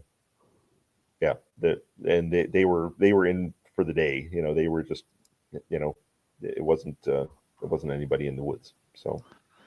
Yeah, and so these are going to be samples that I definitely am going to get them tested at an independent DNA lab. I was working on it all day today, but then we'll definitely get some to NC State, also to Darby. Do you think you have enough to go around to how many DNA labs do you think we can hit on this? You could probably hit 4. 4 of them? Yeah, cool. So that's when it gets really, really good, because 4 DNA labs that have an opinion on this will have great weight. Yeah. Versus, sure. 1, because 1 can always be mistaken. It's very exciting. Yeah. So I was actually excited at the time, and I told everybody about it and everything. And they're like, oh, come on. Like, you wouldn't, Yeah. You've only been at this 6 months, so you wouldn't, it's like, well, I mean, how many people would have walked past that, Yeah. Like my daughter's sure. sharp well, you eye, tried to offer this to Brian Sykes. Brian Sykes. Yep. And he had no interest in it. No interest. That's so weird. Focused on hair. So. Well, that alone tells a big story, right? Yeah. I mean, how many instances of blood being collected? That's rare, man. I mean, doesn't happen that often. That's amazing. No. Like I said, just the droplets, and like I said, the thing that impressed me always was just the fact that the blood was still pliable, and it was just starting to coagulate, and that's amazing. So it wasn't like old blood that was out in the sun for a month. Right. Carl got this stuff while it was just starting. That's amazing. to I mean, that's a 1 in a million. That's incredible. It was. So all just sitting there waiting since 2009, as I remember. 2000 October 2008. I'm so glad you didn't give it all away then, because the DNA has gotten so much better and so much cheaper now. I know. Yeah. I mean, that was going on what, 15 years ago. Yep. And if I was a betting man, I would bet, and if it is Bigfoot blood, which I believe it is, I'm definitely positive it's more than 99% match to us, because I think some of it's been tested in the past, and I think that it's come back because they probably have something saying that it's it's less than 1% difference from human. It's human contamination. Right. Yeah. Well, my plan, of course, is to notify them that we need a full sequence. We need to get to the bottom of it. Any junk that doesn't match is the stuff we really need to pay attention to. As long as they can ignore the pine needles and the yeah. That should be. I've already had those discussions. Yeah. That should not be a problem. Because the DNA has gotten so good right now that they can even distinguish, like, let's say there were 2 different Bigfoots that were bleeding, they should be able to even distinguish the 2 of them from just a couple of cells, like 2 blood cells. Right. Oh, okay. Let alone what you have. You have a lot of material. I would do have a lot. Well, that's one of the biggest developments, is particularly with Othram, is that they can recover DNA. We don't talk about who, Jeff. Sorry. Yeah. You just broke protocol there in a big way. I apologize. And it will not be them. So I'm just using them as an example. They're just other companies they're so good at recovering DNA from really small samples. Yes. That wasn't the case. Even 5 years ago that you couldn't do some of that stuff. Crime labs are doing really good right now. It's incredible. At this point. Exactly. Literally, you cannot commit a crime if they have the funding to DNA test a crime scene. You're going to get caught, because they're identifying people and genealogy from just 1 or 2 cells, right? Yeah. From skin or whatever, hair.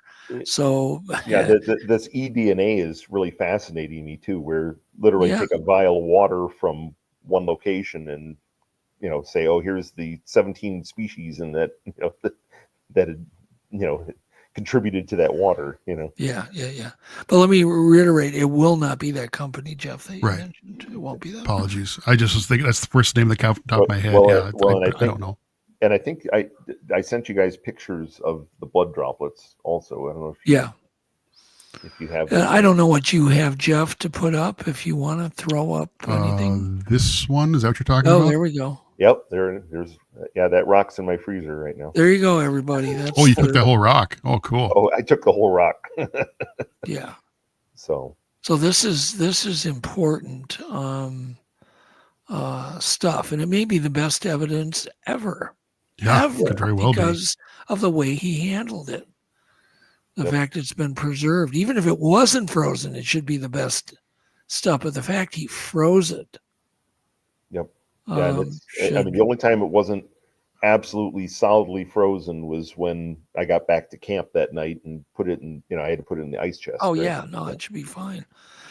If this sat in the sun for 10 years, well, it probably wouldn't be any good. Right. But yeah. it's not the case. Nope. So anyhow, I do congratulate you. I'm very excited to get this tested. There'll be a number of labs. I won't promise anything. I know Carl can't promise anything. All we can do is try, see what happens, but we're excited. It will be part of Legend Meets Science. So there you go. So Carl, you've had, beyond this, didn't you have an associated sighting in this same area very soon after this? Same evening. The same The evening. same day, Okay. Same day. All right. Let's back the truck up here. Okay. Yeah. So I just want to summarize. So he finds the blood. It's got and now he has a sighting that same evening. Yep. So I get back to So I get Go ahead we have to hike all the way back out of that trail, back up the hill. So the kids are getting tired. We get into the car. We drive back around, back around to the campsite, and we get to the campsite. Like I said, I put the blood in the ice chest. Got out some food. I got a fire going. Cooked dinner for the kids. My nephew's 12. My daughter was 14, and my son, let's see, no, my daughter was 13. No, 14. I'm sorry, and then my son had just turned 17. So so here we are, eating dinner, enjoying ourselves. Temperature started to drop pretty well, and so everybody piled in the car, and in the SUV, I had a DVD player in the roof, so put in a movie, and we all sat back there, kind of made it, watched a movie and enjoyed the evening. And then pretty soon it was like, okay, it's 10 o'clock. Let's go out to the site. Now, of course, now I don't worry about that. They pretty much come into that campsite now whenever I'm up there. So I don't really go out and try to get them. The best part I like is doing the day hikes and doing the investigation type of things. But we load up we get in the SUV, we drive back over to this location that we had picked that was kind of on, I call it a ledge or a porch that kind of came off the side of a hillside going down into a small canyon. And and it was it's pretty steep, but there was an old logging road from the 50s that had been cut into it. And then, like I said, these kind of porches or, just flat areas that were natural. So got to the third porch, and we were going to set up. Well, my daughter says that wasn't feeling good. So she wanted to stay in the car. So we she says, well, I don't want to stay in the car alone. So my son says, I'll stay in the car with you. So He gets in the two of them just stayed in the car. So I take my 12-year-old nephew. We walk out across this flat area on the side of the canyon, and there was this big dead tree that was at this location. That, I mean, it was, huge dead tree, and anyway, perfect for knocking, right? Well, so I had obviously I had this knocker because I'd been on the BFRO expedition, and I went. So I I'm out there and I'm explaining to my nephew what we're going to do and what the plan is ahead of time, and particularly if that I'm not going to point, I'm just going to give like directions to the clock, 12 o'clock or 2 o'clock, as far as direction for things, right? I wasn't expecting anything. I was just, but I thought, well, you know what, we'll go out here and I'll do, I'll do a couple knocks. We'll see what we get, right? So I knocked on that tree twice, waited. It was maybe, I don't know, a minute, 30 seconds, somewhere between 30 seconds and a minute. And from, I'll say a half mile away, we hear whoop. And I was like, wow. And my nephew's like, oh, are you going to knock again? And I go, no. They know, less is more, right? So we just sat there in the quiet and we talked a little bit, and we were listening to the woods, didn't hear anything going on. And then finally, I said, you know what? Okay, let's knock again. So about 15 minutes later, I knock again. And this time it's right across the canyon and it's loud. It's just whoop. And and he goes, are you gonna answer back? I go, no, they know exactly where we are. And so we sat there in the dark and waited. Now we only had a very simple night vision scope that it had slight magnification, but in an infrared light on it. So my nephew had that because that was cool. I was being the cool uncle, letting him have the scope. So we, after just waiting in the dark there, all of a sudden I heard on the other side of the canyon down at the bottom, like something scrambling down into the creek bed down below. So you could hear rocks and, a few rocks and stuff tumble into the creek. Wow. And then I could hear something coming up our side of the canyon. And then it stopped. Well, my nephew's looking through the scope and he goes, oh, there's something down there. And further down the hill, there was kind of from the dead tree going down to the canyon, there was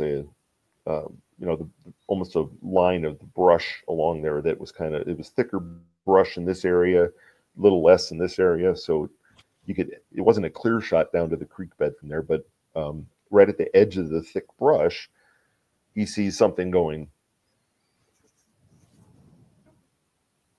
just ducking out, ducking back in, and he handed me the scope and I saw it do it. Well, it was from that distance, it was really, I couldn't decide what it was, but I knew enough from doing some research that, okay, that's a characteristic.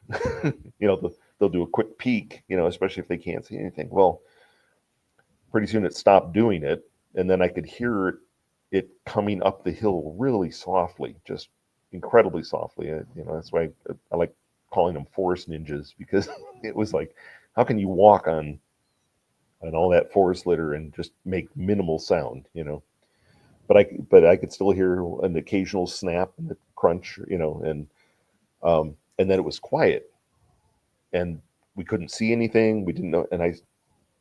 So finally I'm like, okay, the only way we'll possibly see this at this point, we could sit here all night and just a standoff.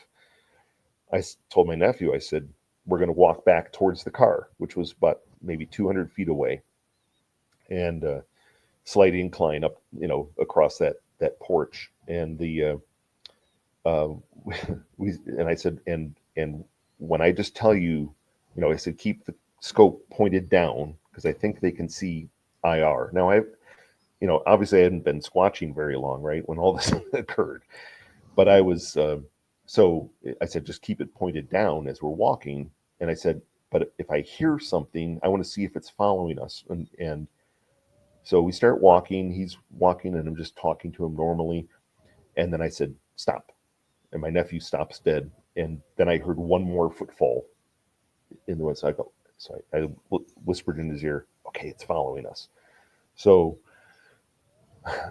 we continued walking. I said, do you remember that spot when we were out here hanging up microphones that you could see all the way down to the creek? There was, just no vegetation in this area, just trees. He goes, yeah.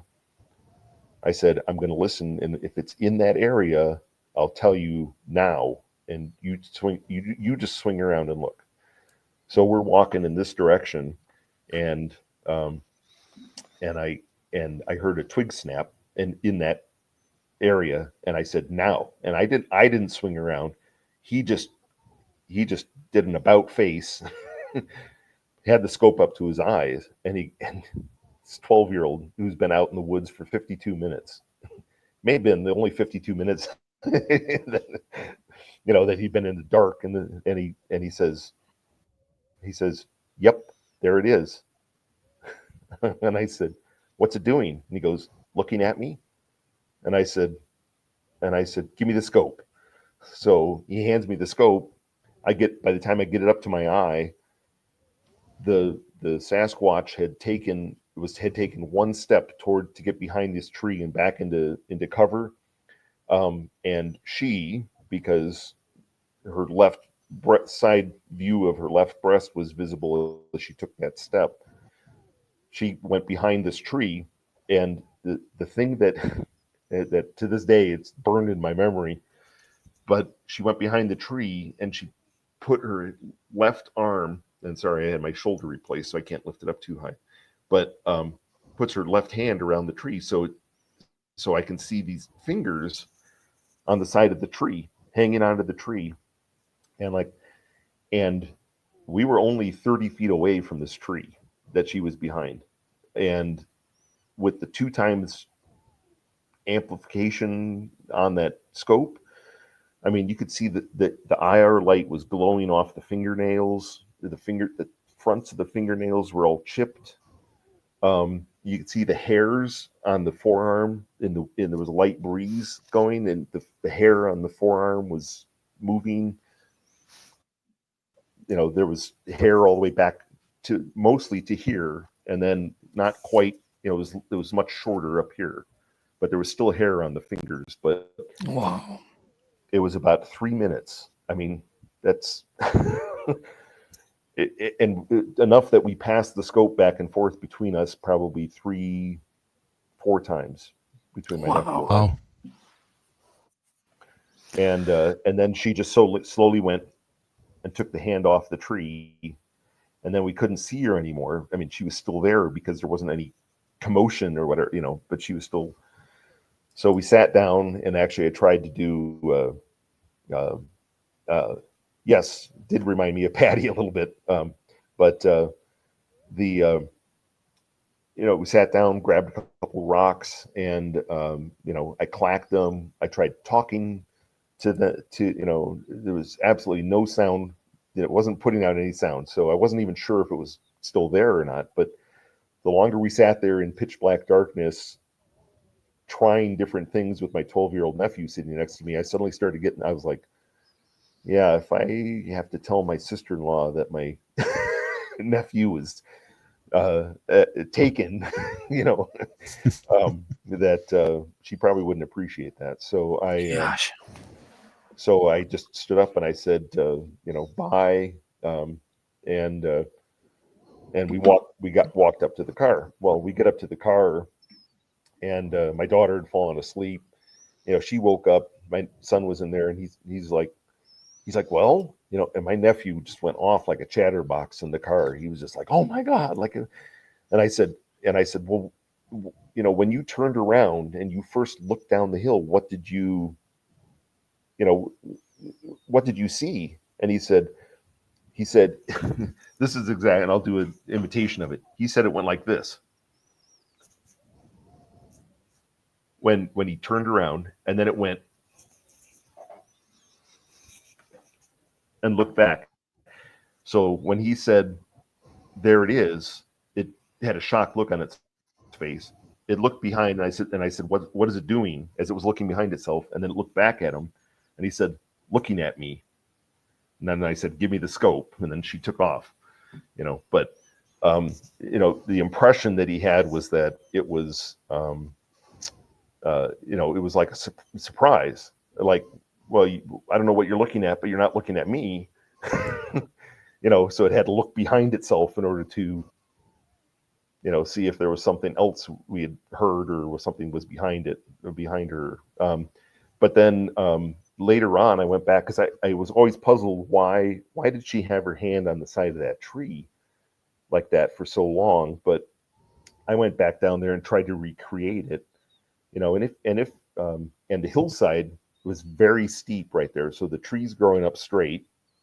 The hillside's very slanted, right? So she hid behind that tree, but where she was, if you didn't hang on to that tree, you would just fall down the hill. That's how steep it was right there. So she was hanging on there in order to hide. And if you actually went out in the woods, and you went and you had your hand on the side of a tree, right? You wouldn't do this, right? To hang on to the side of a tree to support your weight, right? You'd at least have it at your shoulder height, right? You typically wouldn't have it lower. It would probably be at shoulder height if you're grabbing the tree. So I went up and, I measured it from the downhill side of the tree up to where we saw the hand. And that was 69 inches. So if your shoulder height was 69 inches, you can extrapolate the height, 7'1", maybe 7 foot. Yeah. So, okay, explain to our audience again how you know for sure it was female. Oh, so as she turned sideways, there was obviously, a breast, and it did have hair, covering it. Well, once again, okay, you found a nest in the area. You're pretty sure it was a nesting area or a nest, correct? Yeah. Yes. Yep. It wasn't very large though. It was like for one person nest. Yeah, well, like for an infant. Yeah. Or juvenile. Yep.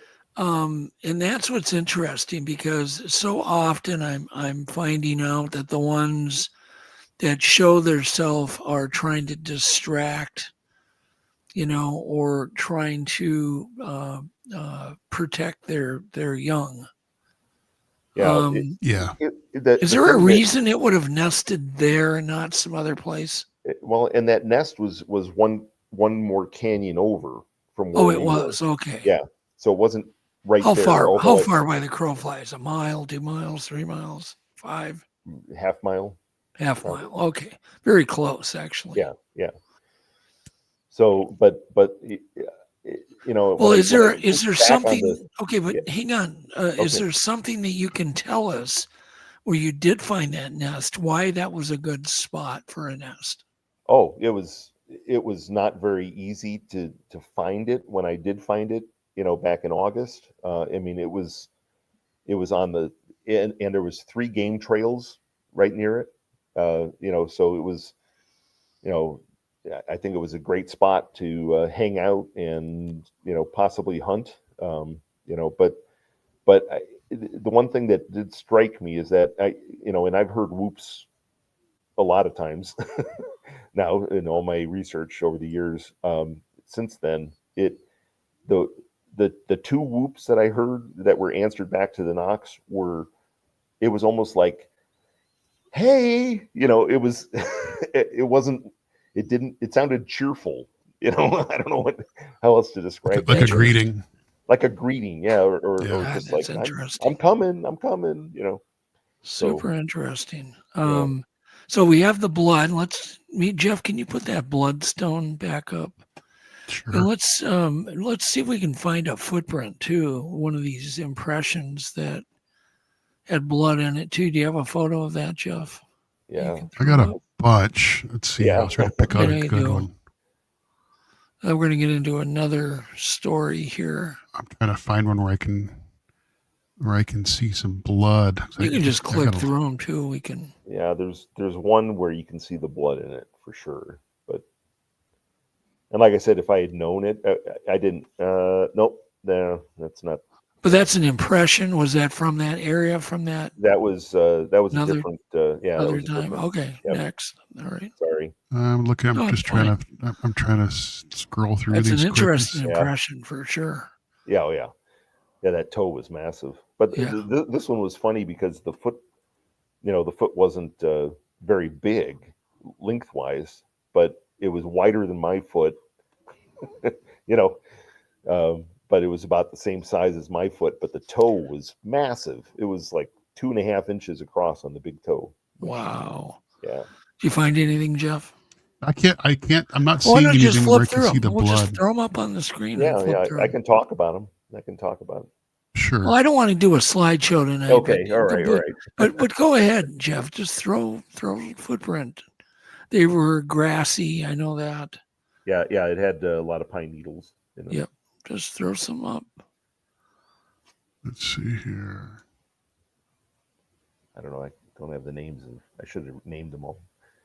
That's the same one, Jeff. Same footprint. Yeah. Just keep going. Keep going. I'm trying to find ones here. There is a shot of the butt print on the ledge too, with the reeds. Yeah, that was part of the trail. So not all of them were, good, nice impressions in the forest litter, but that's. Oh, there's some blood there. There's some of the blood. Yep. On another rock, yeah. Yep. Where it must have stepped. Very interesting. Let's see here. I'm trying to figure out. You realize that was the find of the century, Carl. Did you? Okay. That's why there's the trackway. I know, but did you think at that time this was important? Oh, absolutely. I mean, that's why and the thing was, and I've always. Well, what have you been waiting for? How come? Well, I thought I had be privileged enough to. It was like 2012, 2011, I think, when I started dialoguing with bikes and stuff, and then after that, and everybody said, "Oh, by this time it's bad," But I was like, "No, oh my God, I'm going to hang on to it." So he discouraged you. Oh yeah. Well, I'm glad. Yeah, that's super glad. That's not. Sorry. Now these are still really interesting photos. Oh yeah, and that's a right foot. Nope, not that one. Yeah, this one was in my campsite. Just go to the last one you think it'll be, Jeff, and that'll be it. That'll be it. Let's see here. I think I've kind of shown all of them here that I've got. Yeah, I'm sorry. I'm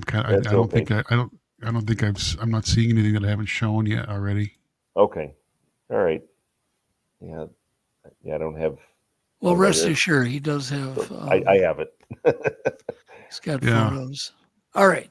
So, in the future, other things happened, other encounters happened. Have you just focused kind of in this area now?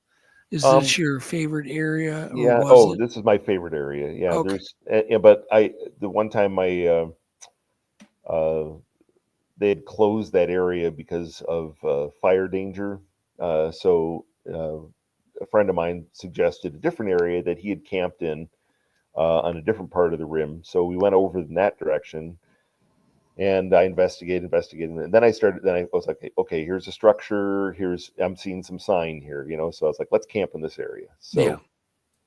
So we camped in that area, and we went out. Well, I didn't tell you this part of the story. So my friend had brought his razor with, so he had it trailered behind, and he was like, oh, let's go out for a night drive. That'll be fun. We'll see them, whatever. And I said, okay, hang on a second. We need to. I've never been in a razor. I'm a pretty big guy, right? I'm 6'5". I'm like, I don't know. And you're talking about a side by side. Side by side, side by It's side. an ATV, but you have seats in it. And you're Exactly. side by right. side with a very heavy duty suspension. Okay. And roll cage, thankfully. And a roll cage, yeah. So we go out for this night drive, and we're probably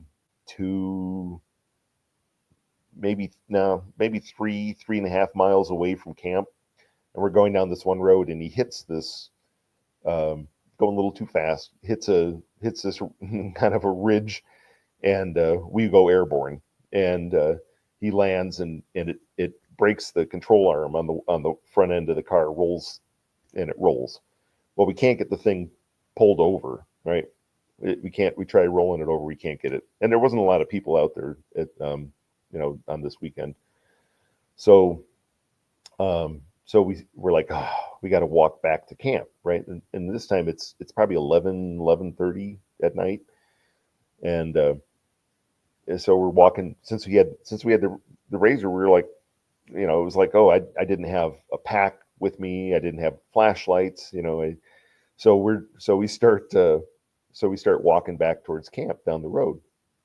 Or actually, I did find one flashlight, but it was pretty dim. It was kind of low on batteries. So we're walking along, and after about a mile, we're talking, and every once in a while, turn on the flashlights if I saw something in the dirt, that looked interesting, and found a couple mountain lion prints, found a wolf print, which was pretty cool.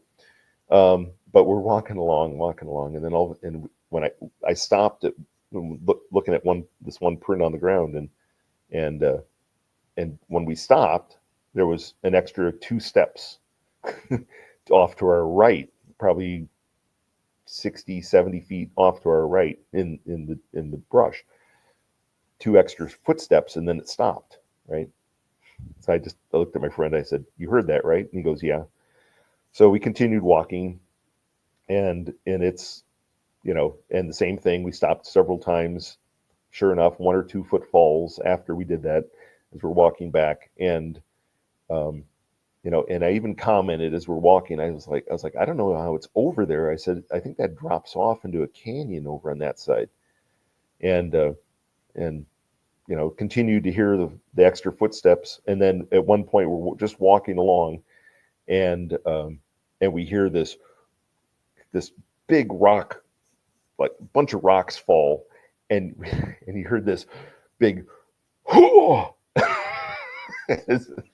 really low bass kind of exhale, like as if you had just slipped on some of the rocks and landed on your back or on your butt, just and after that, it wasn't following us, it wasn't mirroring us anymore. But we finally got back to camp. We get his we go and get his Suburban. We come back, we flip it over, we get it back on his trailer, and get back to camp.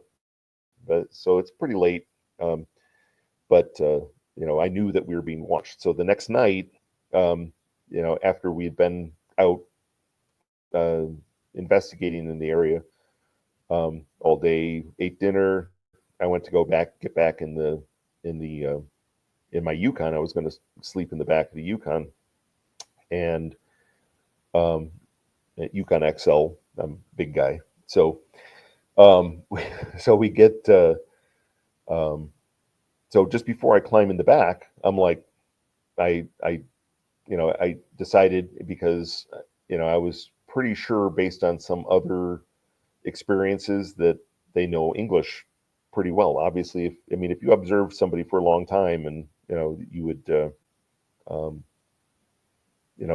pick up on the language, or at least understand motive or intention or whatever. But I turned, and in English, because the whole night when we were at the campfire, I felt like we were being watched from the hillside that went up above our campsite, and so I turned and I said,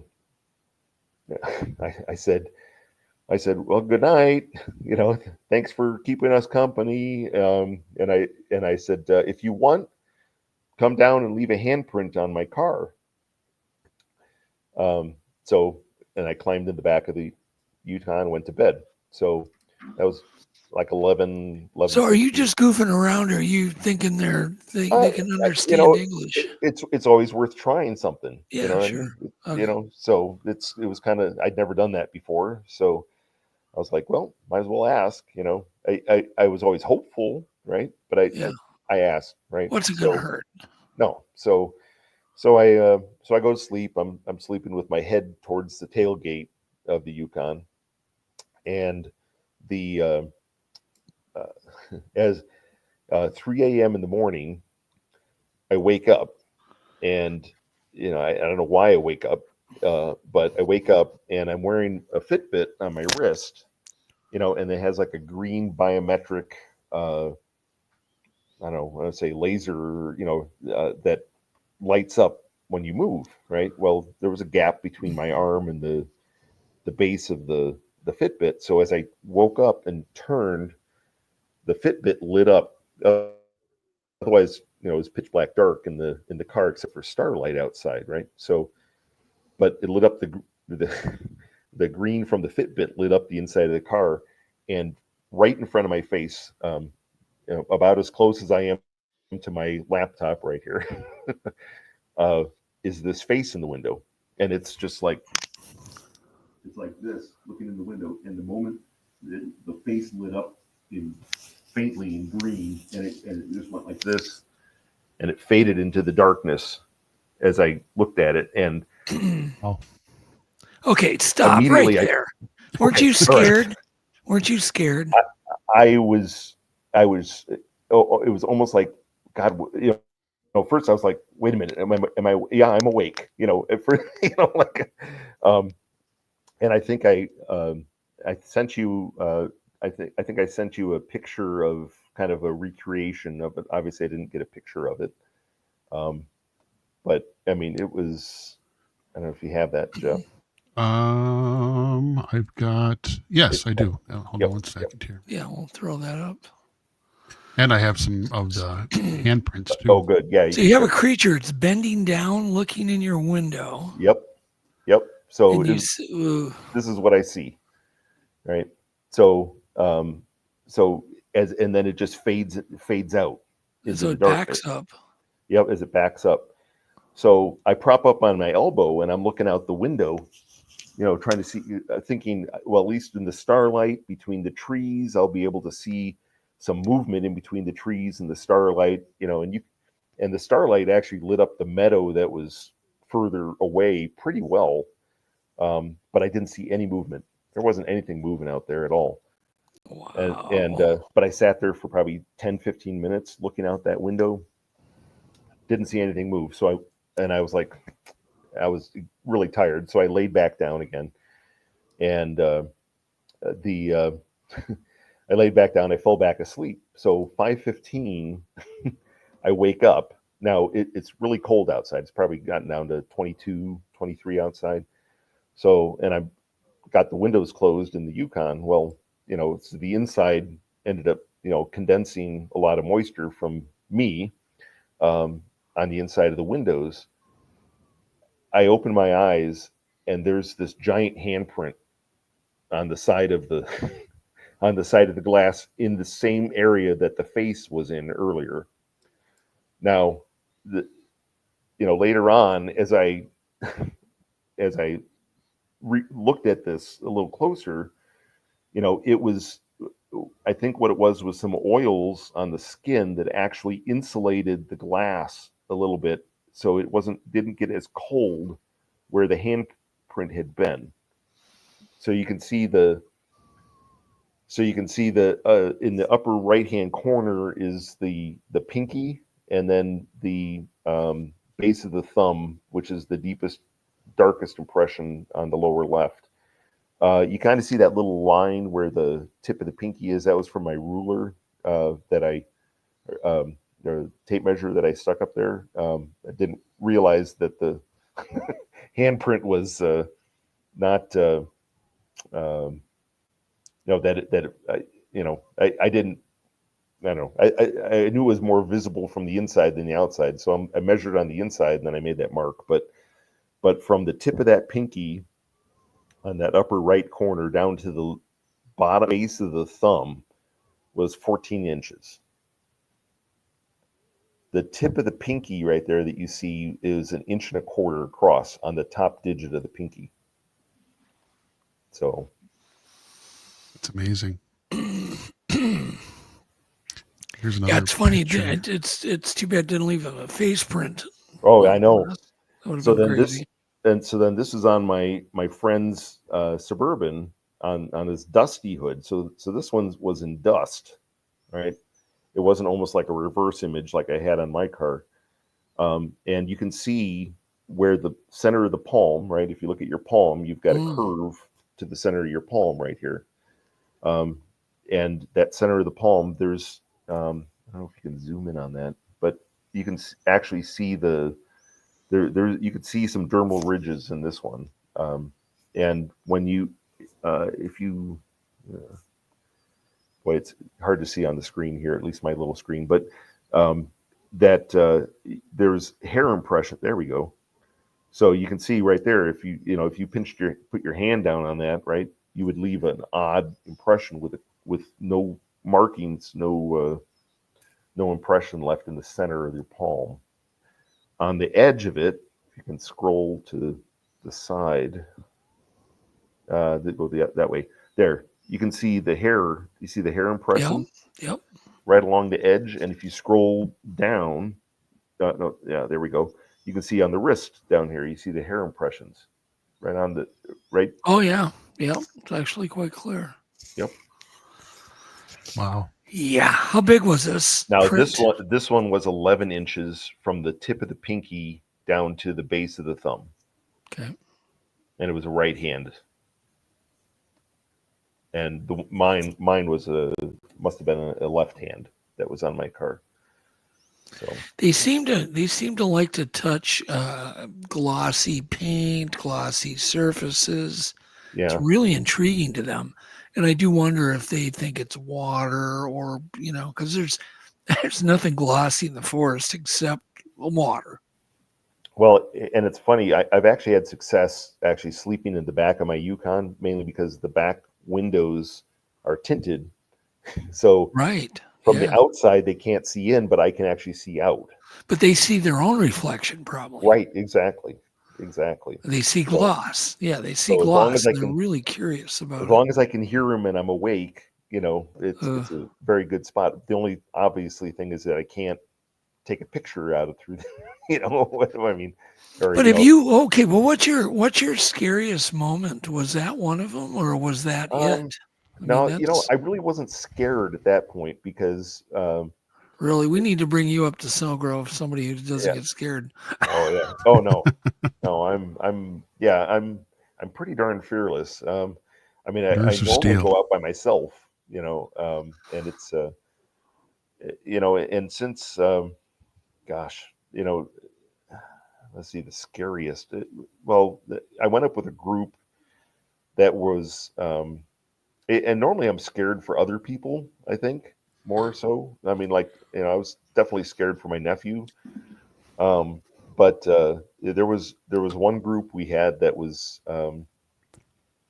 gosh, it was probably a group of about 12 guys.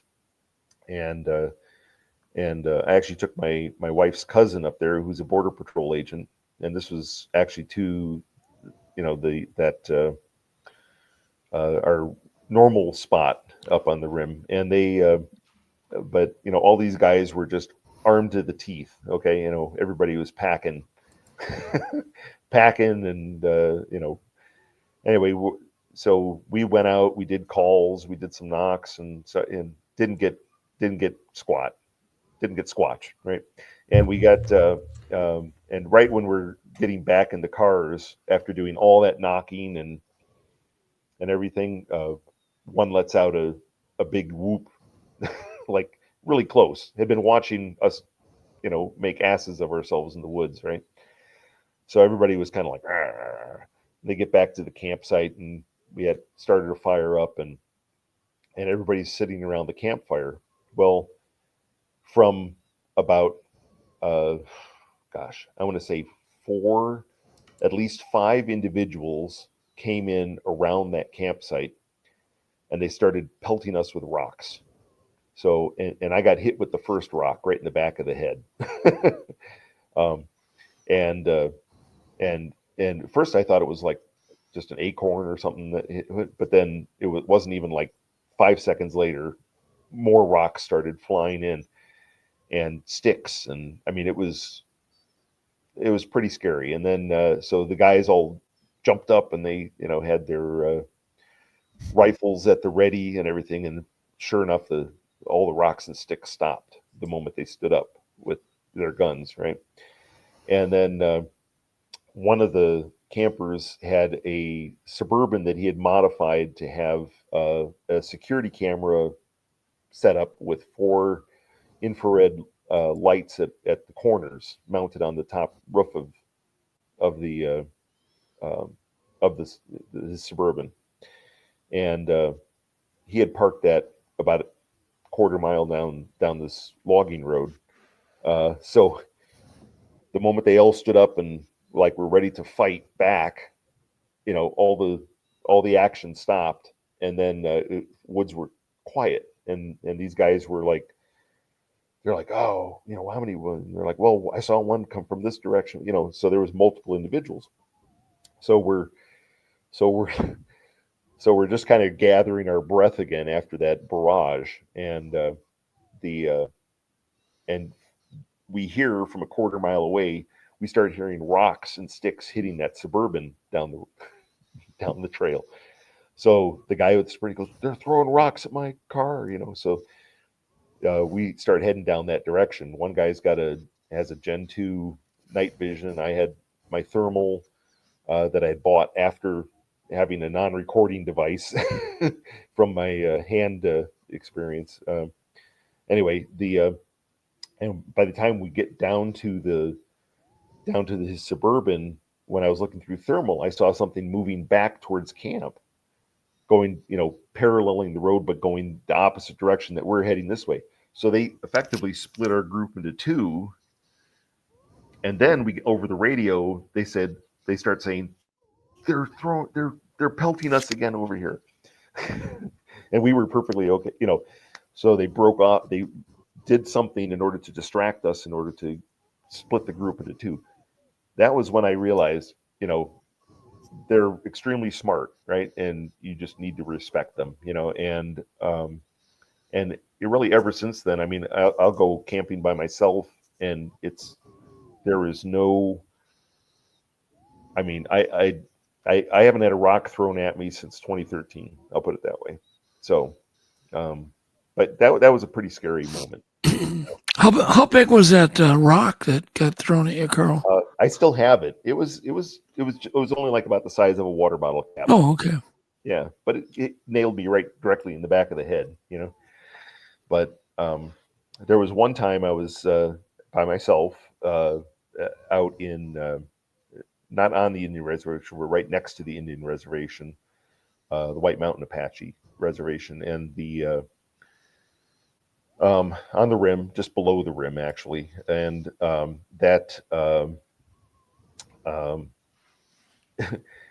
hiked that entire area until, and I found some interesting things. I found a rock that had been broken, and then they had used the pieces of the rock to scribble with. I think I sent a picture of that. I don't know if you have that or not. That was pretty interesting. I forwarded everything I got to Jeff, but yeah, and I tried to include Jeff on most of the stuff, but yeah, this is the one that's the light brown rock with the lines on it. Is that the one you're talking about? Yeah, no, that's a weird. That's another story. It's just little rock pieces that are on top of another rock, little small chunks of rock with kind of a scribble. Yeah. Well, anyway, see here. I'm not seeing that one. Okay. And then there was a footprint. Anyway, so I find this rock, and that was when I first realized, wait a minute, they're kind of use tools, and it was sandstone, and they had taken one rock, broken it, and now it had poured about 2 days earlier, but on this rock that it had broken it on, there was still fine particles from that break that were on there. So I know that it was recent. It was very recent. They took one of the broken pieces of that sandstone, and then they used that it was just scribbling, almost, like a kid finger painting, it was scribbles and a couple of marks. And I was like, wow, that's neat. So I walked around. Now I said, a couple days prior, there had been, this rain. Well, I come around this one side after I down the hill and around the other side. And here I find this print, and it was a 16-inch print, 5 toes perfectly. I had a bag of casting material in my day pack. I was like, I'm going to document this footprint. This is a fantastic footprint. I'm going to cast it. I was so excited. So I got my tape measure out. I'm bent over in a prone position, all alone, right? Taking the photo. And as I'm bent over taking the photos of this print, all of a sudden I hear this big, just, a thump, thump, thump, thump, thump, thump. And I jump up and I turn to my left and I see this rock that was, gosh, I mean, it was probably like about that size, right? It was a big rock. And, Wow. And it was still rolling as I, and I was stunned, but then my brain, saw the trajectory of the roll of the rock. So I looked back up that direction, and sure enough, it was up this hill, but I could see clearly all the way up to about 120 feet away to the top ridge of this hill. So whatever threw it had to have been up on top of that hill or on the other side of that hill. I mean, that's a massive rock, right? I mean, I don't think now granted there was elevation involved, but I don't think an Olympian shot putter could have thrown that rock any better, if at all. And when that happened, I went over, I picked up that rock, and it weighed about 20 pounds. I was like, I'm out of here. I packed all my stuff, packed up my stuff, and I left, and I never didn't go back to try to cast that. But yeah, that was scary. When it comes to them throwing rocks and of any size, Caillou had asked how fast, when you have experienced rock throws, how hard. The ones that early one I got hit with, I mean, it was just, as if you expected like a acorn falling out of a tree speed. Oh, okay. Lobbed.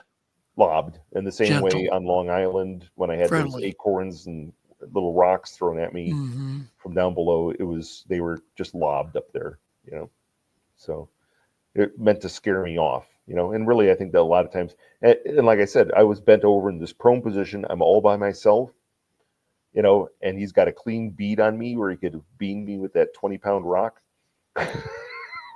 I mean, yeah, and didn't do it. He threw it off to the side, Well, so do you find the fact that these creatures are very, very consistent in their behavior? It seems to be there's not like one that's beaning campers in the head with baseball-sized rocks. They seem to be very, very consistent. They do.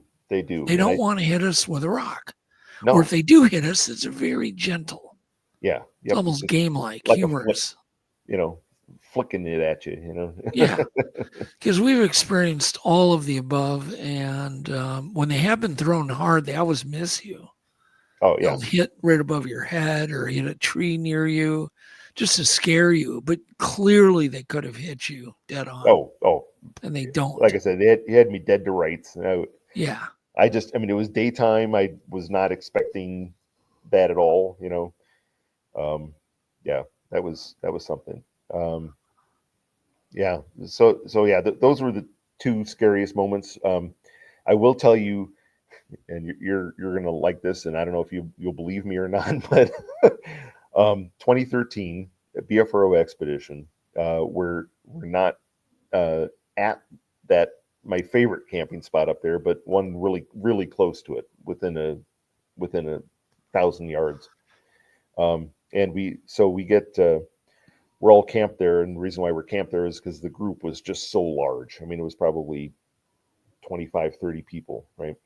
Yeah. And I had gotten up there late, so my tent was on the outer edge of the campsite, and we went out and we did investigations, and then they had me doing howls, which as you can gather from my deep voice, that and lung capacity, I've scared people with my howl. I'll put it that way, where they were like, "Oh my God, was that?" No. Somebody's like, "Oh, that's Carl." So anyway, we went out. We didn't. Nothing came of that evening. I think we heard a distant tree knock at one point, and that was it. So we all get back to camp, and it's late, and it was cold. It got really cold. It got down into the low 20s that night, and I didn't have a tent heater or anything like that. But I did have an air mattress that had a headboard. So I slept on the air mattress with my head propped up on the headboard, and I wore my ball cap, and then I took a towel that I had and kind of draped that over my face. So, the bill of the hat was keeping it off my face, and then I could kind of breathe out the sides, right? And sure enough, I finally fell asleep, not freezing to death, right? So 3 a.m, a little after 3, I wake up and I feel like I'm floating a little bit. At least my shoulders are off the air mattress. So even though I was kind of sitting like this with my head, tilted against the air mattress, suddenly my upper body is kind of tilted up off the air mattress. And I wake up and it's just like, what? Am I weird feeling? And that's when I realized I felt something on the back of my head, but cupping my entire head. All right. All right. Good night, everybody. Yeah. Cupping the back of my head, and it had lifted me up. Wow. Through the tent. It's been nice knowing you, Carl. Goodbye. And the moment I turned my head a little bit, and it realized I was awake, and it just set me down gently, and I could hear the dermal ridges on the nylon of the tent going zip as it let me go, and then I heard bipedal footsteps going All on. right. So wait a second. A minute ago, he asked you about your scariest moments, and that wasn't the scariest moment. That'd have been pretty high on my list. No, it wasn't. It was that was not. But it's funny. By that time, I had come to a realization, or I don't know, I want to say meeting of the minds, but certainly an understanding of them, right? You're at peace with them, sure. I was at peace with them. So yeah. When it did that, I mean, sure, I was like, what the, then I was like, wow, did that just happen? So the next morning I come out and I tell everybody the story, and they're just like, I was like, that's amazing. Yeah. It's like, well, it's so unbelievable, but I've talked to so many people that have been grabbed by the head through their tent. And it's like, do I ever want to go camping alone? No. Boy, no kidding. Well, I don't think I ever want to go. I was on the outer edge of the campsite at least, but I got to tell you though, that ever since that moment though, now wherever I go, anywhere in the country, it's like I don't know. I want to say they seem more receptive to me, or I don't know, it's different. I'll just put it that way. Well, sure. There are theories that they're autistic, and now there's new data coming out that because of the telepathy tapes that are coming out, There's a new podcast by Kai Dickens, That sounds right. and it's the telepathy tapes, and it's about nonverbal autistic kids that are extremely telepathic, and she's proving this, that scientists have refused to study this, but they're having a success rate that's in the high 90s. It's crazy. With these kids all over the country that are so telepathic. Well, it was Christopher Noel that came up with the first theory I had heard, that Bigfoot's maybe autistic. Yeah. Savants or whatever. Yeah. And then when I read that, I'm like, God, that reminds me of this incident, where they were doing something. It just reminded me of something that a severely autistic person would do. And then, the telepathy thing, we shouldn't poo-poo it only because we don't know anything about it, right? Well, yeah. And so maybe they're, maybe they are reading people's minds or their so intentions. I do have some experience with this. Oh, you do? Now, I didn't actually. Well, this is where you lose all your credibility, Carl, but go ahead.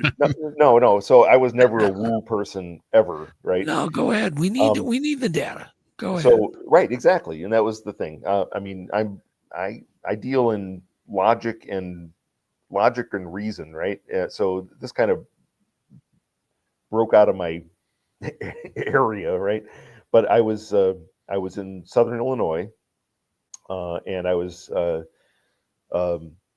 trying to get into this certain. Now this is in 2019 when there was a lot of flooding on the Mississippi, and the one area I wanted to go in and research in, I couldn't get in there. All the access roads, anything that went in there was under 3-4 feet of water, right? And I just couldn't get in there. So I ended up finding the closest location off the highway, and I got out of the car and I thought, well, maybe I'll just do a howl here and see if I get a response.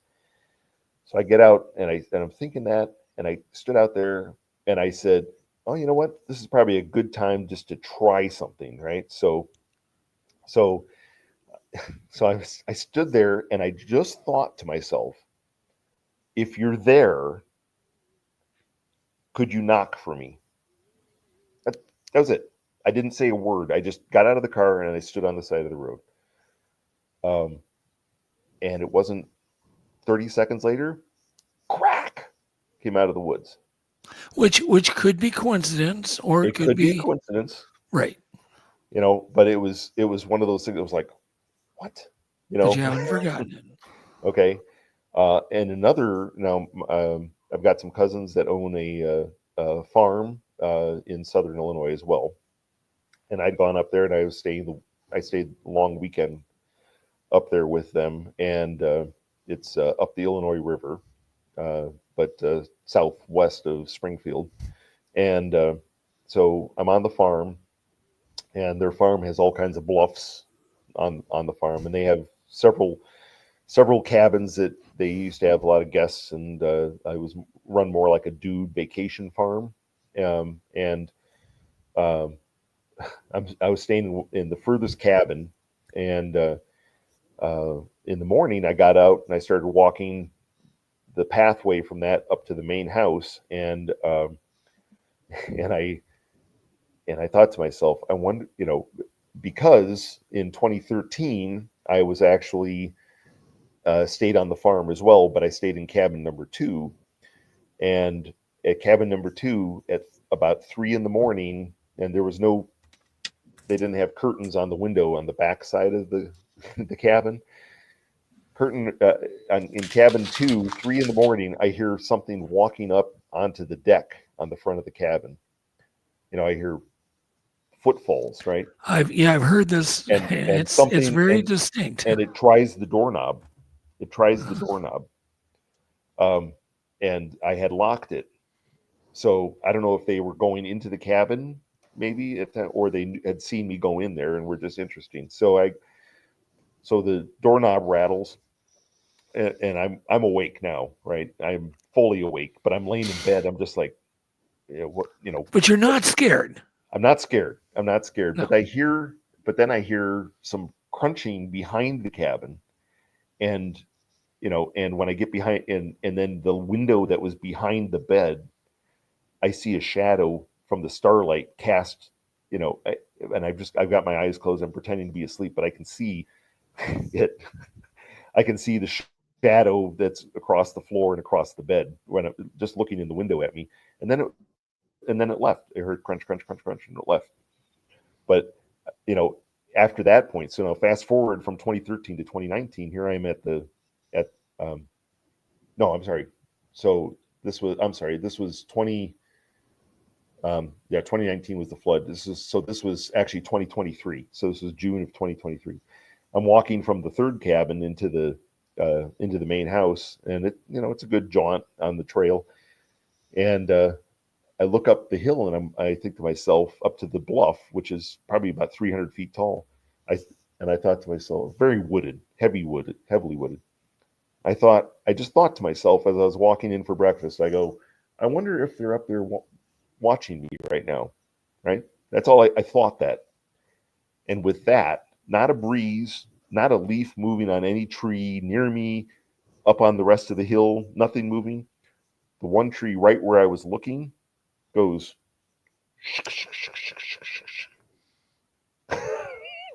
Wow. And I was stunned, and I just kind of went, hi. So I can't explain that, and that falls outside my boundary. Obviously, there's people that say, oh, they poof, disappear and whatever. Look, I have blood in my freezer, right? I mean, Yeah. It's a physical creature. Yeah. I have footprints. I've documented hundreds and hundreds of footprints. Right. But let's just talk about super abilities. Yeah. That doesn't have to be paranormal. No. Right. I think it's pretty clear some It's people natural. have super abilities of great strength, Mhm. right? They're great athletes. Electric eels Yeah. have a super ability of making electricity. Little bugs, they call them, what are they? Not glowworms, fireflies can Yeah. make light. I mean, these are all super abilities. We can build crap, right? We can build iPhones. Yep. We've done a lot of super things, and animals can have a lot of super abilities we do not know yet. Like, we're just discovering super abilities of ocean animals. Oh yeah. So to say these things, it doesn't have to always be in the woo. It can just be a flesh and blood creature that has great strength and, propels itself up a tree quick, leaps to another tree. I mean, my goodness, look at a gorilla. I've seen one go up a tree quick. Oh, you have? Oh, good. And that was in Illinois. I'm so actually. happy, Carl. I got to hear this story. Okay. Oh, and I have a picture. But just think just to put our feet back on the ground, a lot of animals have amazing things they can do. Absolutely. With stingers and suckers and different kinds of blood and oh my God, there's so many weird things out there. We live in an amazing world. So Bigfoots may have a number of super abilities, but it makes sense that they would. It right? does. It does. I mean, and just like everybody says, oh, well, there's no other hominid that can do that, whatever. Okay. But they're different. They're not our DNA sequence. They're not a gorilla. They're not a chimpanzee, right? Right. Who's to say? I mean, look at the platypus, right? I mean, what, is there anything else like a platypus? Is there? So how is a platypus still a mammal? It's crazy. Poisonous mammal with a duck beak. It lays eggs and nurses. Right. Yeah. Okay. And has a pouch. Crazy. And it glows in the dark now under UV light. They found that out too. Oh yeah. Oh, I didn't know that. Yeah, they glow under UV and light. And there's some what major organ are they missing? Was it a stomach? I can't remember. They're just bizarre. Yeah, they are bizarre. But we live in an amazing world, and people have to really step back and think about that before they start judging. Oh, yeah. All this creature can't exist. This can't happen. Oh, yeah, really? Look at an elephant. Who the hell designed an elephant or a giraffe or what? What's going on here? So Bigfoot doesn't even seem weird to me because No. I think about a hairy human. And we even have, by the way, we have hairy humans too that are alive right now. Oh, yeah. Yep. They have great athletic ability and they're covered in hair. Every damn surface on their body's covered in hair. Yep. That exists right now with, what is it, hypertrichosis? Yeah, hypertrichosis. Yep. Yeah. Yep. But you talk about strength, so so at one this was out on Long Island. So I don't know if you're familiar with the Ready marker pen. Sure. They're aluminum. It has aluminum tube on it, right? Yeah. Well, this thing was actually in a stash that was a Bigfoot. I don't want to say trash site because it was all water bottles because water was very limited where they were, and they were using the water bottles, filling it up at this corporate park. I have another theory on those water bottles. Oh, yeah? That you maybe haven't thought of. I'd love and to hear that it. is they have blue labels on them. They seem to love blue. No, these were all varied. These Well, they varied. There weren't any blue ones. A lot of water bottles. There were some blue ones. Yeah, there were some blue ones. But yeah, there was other colors and stuff. We all have to talk about that. But I've had so many structures that we found with like 1 or 2 blue items in there. Huh? Can be a piece of plastic. Gifting the blue items. Yeah. They just seem to be attracted. Is that blue? Yeah, it's not blue. It's silver with black, but it was crushed. There's not a scratch, a mark on it. Right. It was, and you can see so it's not bitten by a 2 bear. fingers. No, not bitten by a. Yeah, and this is on Long Island, so I know there's no bears on Long Island, but it crushed it, and you can actually see the 2 finger. I don't know. Sorry. There's 2 finger. There. That's a better shot of it right there. Well, let's talk about just Long Island because people just cannot believe this one. And I studied Long Island. You may have been the one. Did you ever do some videos about your searches? I never did any videos. I know. Okay, there is a guy. Who did. I actually handed off my research area to him. So. Oh, okay. So that guy. Yeah. I happened to run into some of his videos. I did a little research, and I realized the whole northern half of that island is a wilderness and swamps, and very close to the mainland. And if you've ever gone to upstate New York, right, and you realize New York is just this very concentrated city, but the moment you get up the hill, it's forest. It's just thick forest. Yep. There's nothing greater than to come down the hill towards New York City, and it's thick forest, hills, mountains, streams, river, and then boosh, there's New York. Yep. And you can see the whole damn thing is this just focused, concentrated city. Yeah, they were using the drainage conduits or piping that was underneath the Northern State Parkway, the 25, along that top part of the thing, in order to transit all the way up to the North Shore and maybe even swimming across to places like Connecticut or Rhode Island. Yeah, because it's not that far of a swim. No, you can see it. So it's not that bad. But people think Long Island, oh my God, there's no freaking way. Well, wildlife like crazy on Long Island. There's all kinds of deer. There's plenty of food there, but. I love the whole concept of these things living very close, at least punching in to eat, or their curiosity gets the best of them. They seem to do that. They punch into an area they probably don't live at, but they'll maybe stay a day or 2 and then they're gone. Right. And this looked like the area that I was in seemed to be, like every other day. It was like almost like a stop for them where they would come in there. They wouldn't be, I'm not sure they'd be in that area too long, or they'd go to a different area. But the one I started actually stopping by in this, at the outskirts of this corporate center that bordered these woods. And I would go in there and I found signs in there. So I started leaving apples, thank you, Marriott, for all the apples I placed out in the woods from concierge. But I'd place apples out there, and first time apples weren't gone, and after like 3 days, apple's gone, right?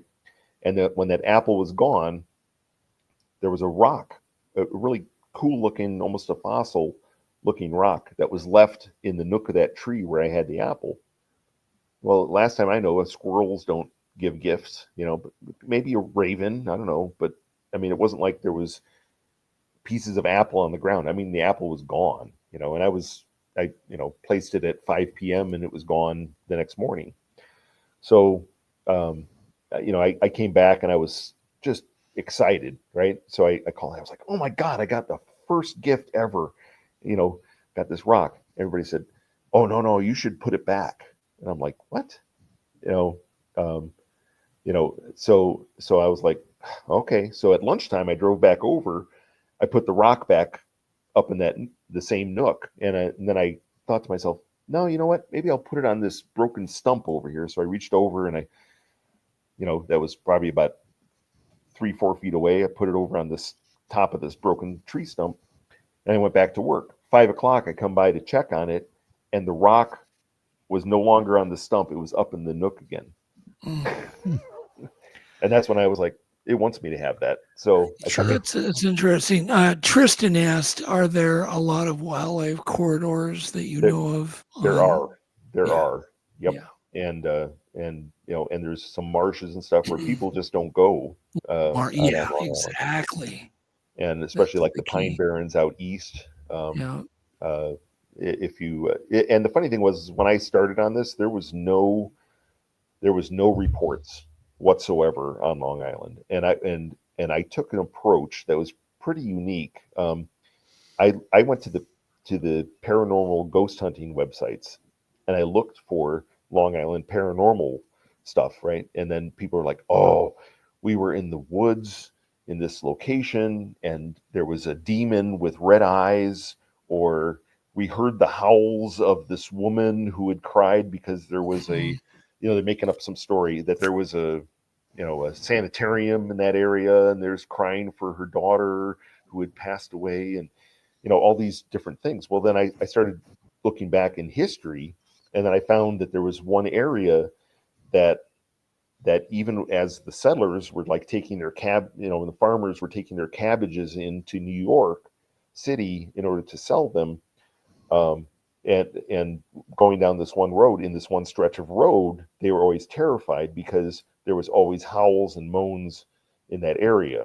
I'll give the name. And they named the area Mount Misery because of all the different howls that they heard in that area.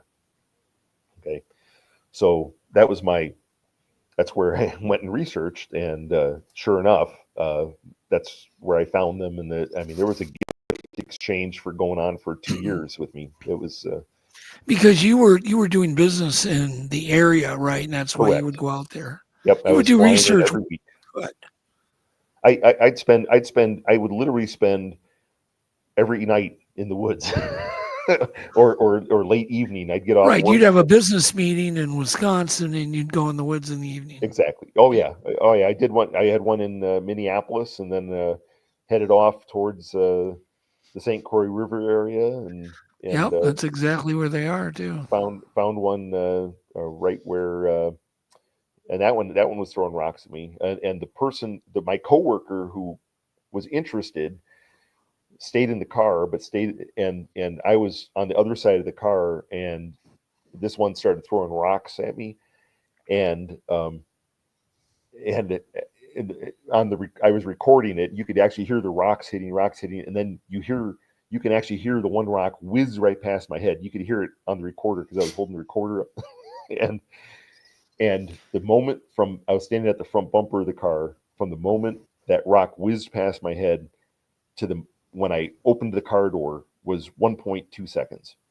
Because I went back on the digital recorder and listened to it, and I was like, oh my God, I moved fast, But I get in the car and I look in there, and my coworker is just white as a sheet because she actually saw the Sasquatch throwing rocks at me. Oh, geez. Wow. in This the is car. in Minnesota, right on the. This was It's yep. right on the I Wisconsin want to say Minnesota where border. the Apple River feeds into the Oh, St. sure, yeah, I Croix. know that area well. Yeah, Yep. It's it's a beautiful real area. active area. I take a lot of reports from there. Yep. A lot from people who don't want to be officially Oh, I'm sure. investigated, but they'll call me Right. with questions, and it's a hotbed area. It really is, because it's a protected area. Yeah. Well, initially I thought the direction that I started out looking at was in the direction of the Sasquatch, because I thought that I heard something that direction. So I had my night vision out and I'm looking that direction. And then I hear something behind me. Well, it was throwing rocks over the top of me in order to draw my attention the other direction, and then I turned back, and because I kept hearing some sounds over here, I'm looking. In the meantime, I've got my back to it. You know what I mean? But I don't realize if it knew that my coworker was in the car still, but she was white as a sheet when I got in the car. Yeah. Are you still traveling for business? Since COVID, it's been far reduced, but I still it and probably at least maybe through the next 3-4 months, I probably won't be traveling as much, but I know that I know it'll pick up again, and I'll be on the road, but it'll probably be more in the Dallas area, which I did find a great location there. Now that I've coordinated with another researcher there, and I've been up to like Paris, Texas area, and let's see, the Illinois was fantastic because that was all urban. That was Chicago forest preserves.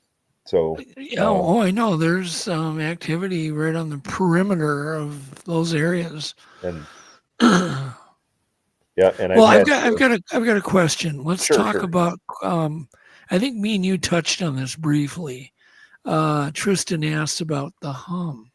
Yes. Tristan is the reason I got interested in the hum. Okay. But since then we've been bombarded with other people that have heard this kind of hummingbird wings or something near that, or feeling like a buzz go by their ear.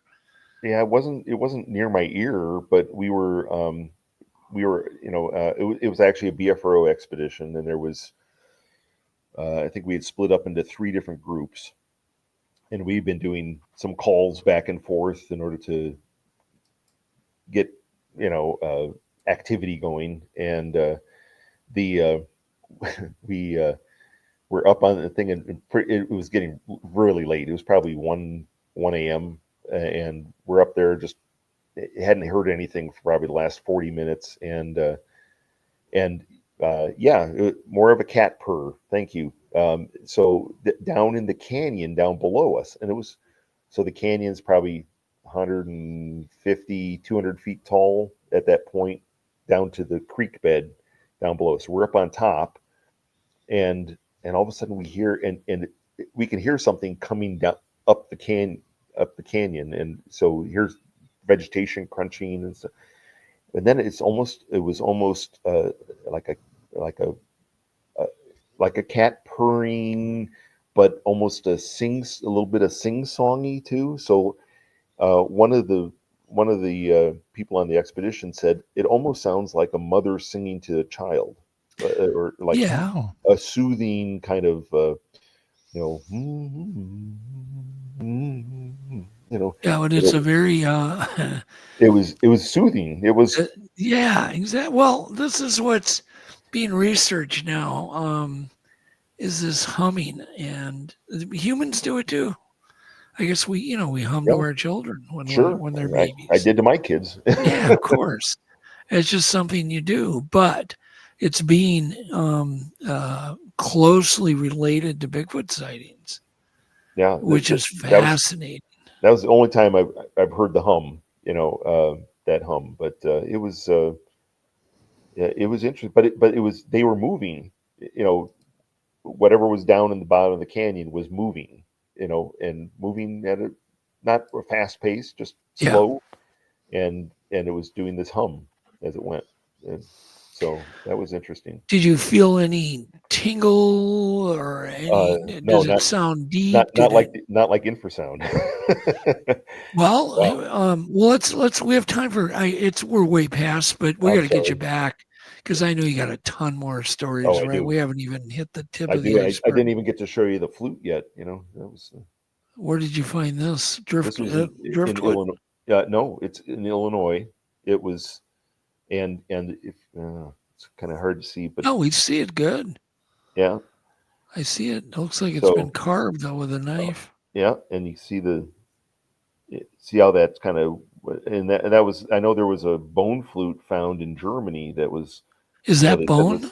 This is actually it's some kind of a reed, so it's dried out quite a bit since I've had it, and it's very light now. And you don't think it's old? It's fit. I don't know how old it is, but I mean it's definitely broken. It's only a piece of the flute. Have you tried to play it?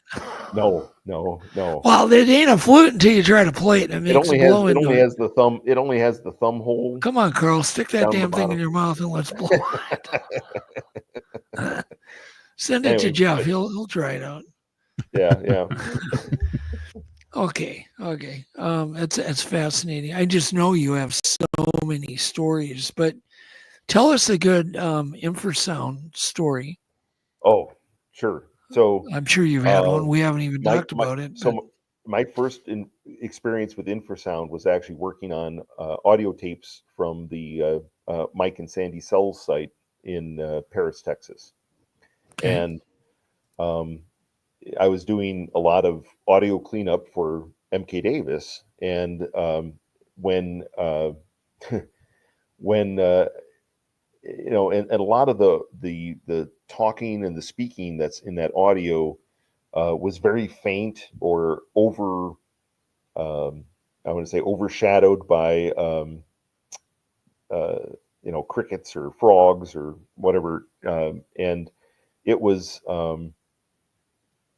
you know, so I was pulling it out, right, dropping out the cricket sound, you know, so I could hear the speaking of that. Well, you know, the iterations that I was doing, just trying to clean that up, there was one audio where there was actually two individuals initially communicating with each other. You could tell just by the voices on them that there was different. And when I kept playing that one and trying to clean it up, I started just getting really, really ill. I mean, I can't explain it. Like headache and I didn't have the same thing with the moment I stopped working on it for a while, I walked away, I felt better. And I went back later and I started working more on it, and sure enough, the same thing happened again. Same symptoms. I just felt like I was going to pass out. And then, so I started looking at it. I go, what's different about this one piece of audio? So I started looking at it, and then I could see that there was, some undulation between around 16 hertz and 18 hertz. So I isolated that, and then brought that up into the audible range with an editor, and I kid you not, that audio sounded like more or less like a didgeridoo, and I'll try to imitate it. It was just like. That's the hum, though. That's what I'm talking about. Oh, that's what I mean. So we recorded a whole bunch of that stuff at Snow Grove. But now was that down in the low? It was exactly just what you just did. Really? That's what we recorded. So, and I sent an audio clip of that. I mean, I could play it right now. I've got it right, you know, like a little clip of what we've. Sure. It sounded just what you did up at Snow Grove. So keep going. In fact, it was so good. I actually went out and bought a didgeridoo, and I tried to master it so I could actually play that out in the woods. But my circular breathing is not that great. So, but do that sound again, Carl.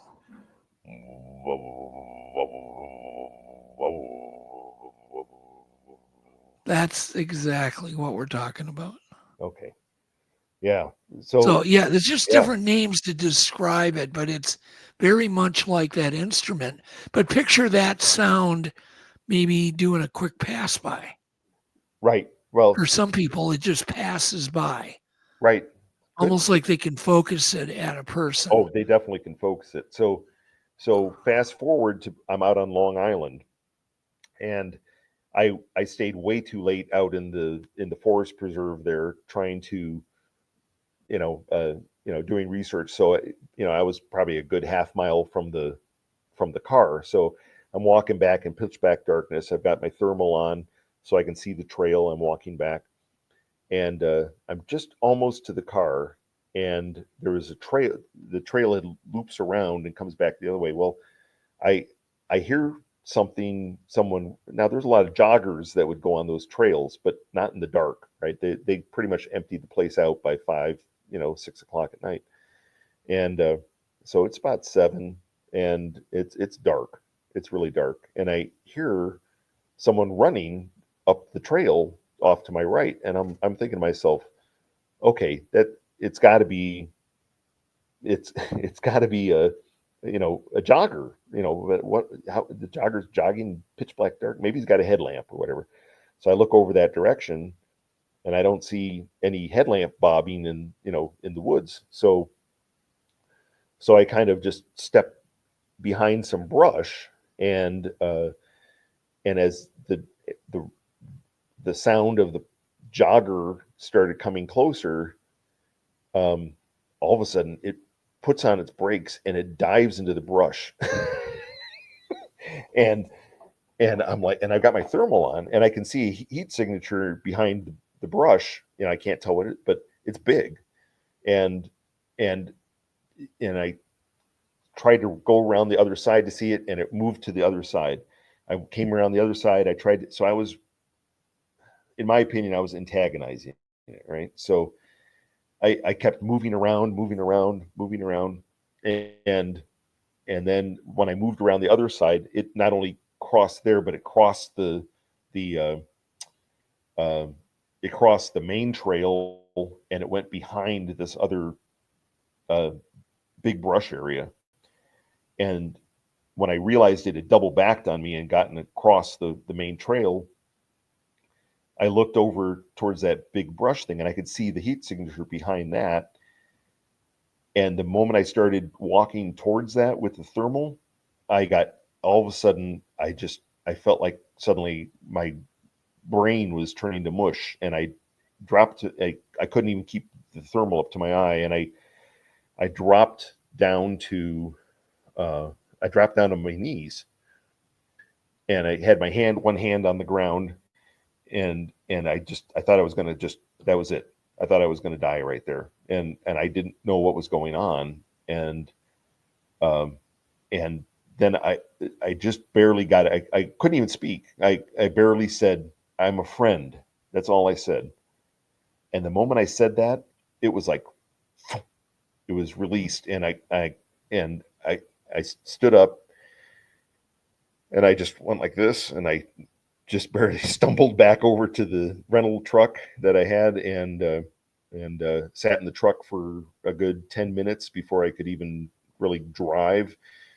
And I drove over, and I didn't even eat dinner. I actually just sat there and had a beer because I was like, oh, this is that was bad. But that was definitely an infrasound hit for me. In Illinois, I had infrasound hit me, but it was that one was interesting because I could tell by this time I knew what that felt like, but when it started out, it was still audible. So he was probably sure, infrasound can have an audio component to it. It just he was part maybe of it like has a to be subsonic. 26 hertz maybe. Sure. So he went, and then it was quiet. Because you can't hear that part of it. And I couldn't hear it, but then I felt it, and I just said, stop it, and and it stopped. Carl, I have some audio here from you. Is the one that says Bigfoot infrasound? Yes. Plus, that's the one. That's the one you're talking about. That's the one I clipped out of the Play away. Texas. Yeah, here I can bring it up real quick. By the way, this costs extra, so you guys got to pay. Carl, that is, oh my God. David, I hope you're hearing this. You recorded this. This was off a tape from the cell site. But this is a Bigfoot. This is Bigfoot. Yeah, you could not hear this. This is what was making me sick without the Bigfoot talking on that audio.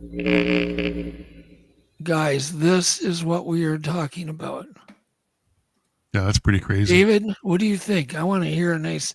Play that again. Holy camole, that's a capture.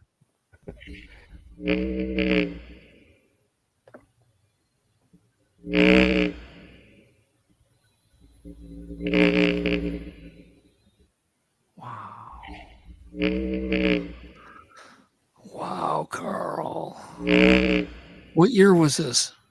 So that was 2000. I think that tape was from 2004 or 2000. This is years and years before anybody mentioned the Oh yeah. Guys, this is what we're talking about. Yeah, and if I hadn't noticed it, if I wasn't getting physically ill by working on that tape, I would have never found it. So yeah, if it's so Tristan is his tapes are the one where it really hit me. This is something we need to look at closely. Yeah. And now hearing this, it's very similar to what we have at Snell, but we had crappy mics, so you can hear it, but it's not as clear and beautiful as that. Well, like I said, that was I couldn't hear that. I had to bump it up in order to actually hear the. But it was on the tape. It was on the tape. Yeah, it was a layer on the tape. Yeah. Wow. On the audio. Oh, you and David, you haven't met David Ellis yet, have you? No, I have not. Well, we're gonna maybe we can do a conference even tomorrow if you've got time. In the afternoon, I think I do. Yep. Yes, and I did, Lenita, I did go and listen to your tape. I think it was at 3:41. I did listen to it, and yes, and I even sent it to David. And so yes, you did capture the same thing. This is coming from all over, and researchers need to go back and think and review their old recordings because this is significantly important. Yeah, whatever the microphone the researchers had it bottomed out at 15 hertz. So there may have been a component that was a little lower than that, but it just bottomed out right there. So. Yeah. So Salvador says, that they may have at least two sets of vocal cords, and that's certainly a possibility. We just don't know that. Right. They have something. Meldrum seems to think they have some kind of an air sac that also is as an aid in doing some of these strange sounds that they do. Yep.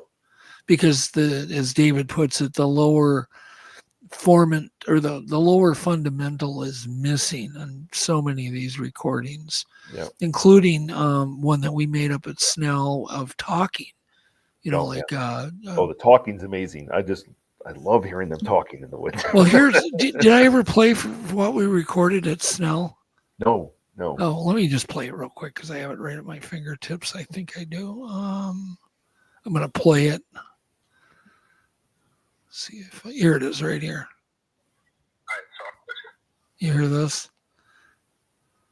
Well, it disappeared on me, damn it. Hold on here. This came across, here it is. You hear that? Yep. That came across one of our little surveillance cameras that had a mic on it. We all heard it live, and you should have seen everybody turn white. Oh, Isn't that crazy? So in that one area up on the Mogollon Rim where I had that rock, what I call map rock. The thing's carved out. I don't know what it is, and I know I want to go up there because I didn't have any equipment with me when I found that rock, but I know I marked where it was, so I know where to find it. But that same area, we're camped up there, and it got really cold that night, 17 I think out, and all the other campers were actually in campers or fifth wheels and stuff, so they had generators running, making a lot of noise and stuff, right? And they didn't hear anything, but I'm just in my Yukon, freezing my butt off, and and I hear and I hear this tree knock, right, and that's what wakes me up, and it was maybe a quarter mile away, but it was close enough that when it swung the thing, it actually broke the stick that it was using. And in the morning, I actually found the broken stick, the pieces of it all over the place, fresh break, right from the area where I heard the knock. But then about 15 minutes later, I'm still awake. I suddenly hear this argument. I hear this talking, and they're talking, and they get into an argument, and they're just like, it's like, and then the other one's like, I mean, it was it was this conversation argument that went on for a good 3-4 minutes, and I thought to myself, I got this. I have my recorder hanging outside, and unknown, the recorder had died about 2 hours earlier from the cold. And I was just like, but they ended up circling camp. It was almost like they were discussing the plan, like how are we gonna look at this camp?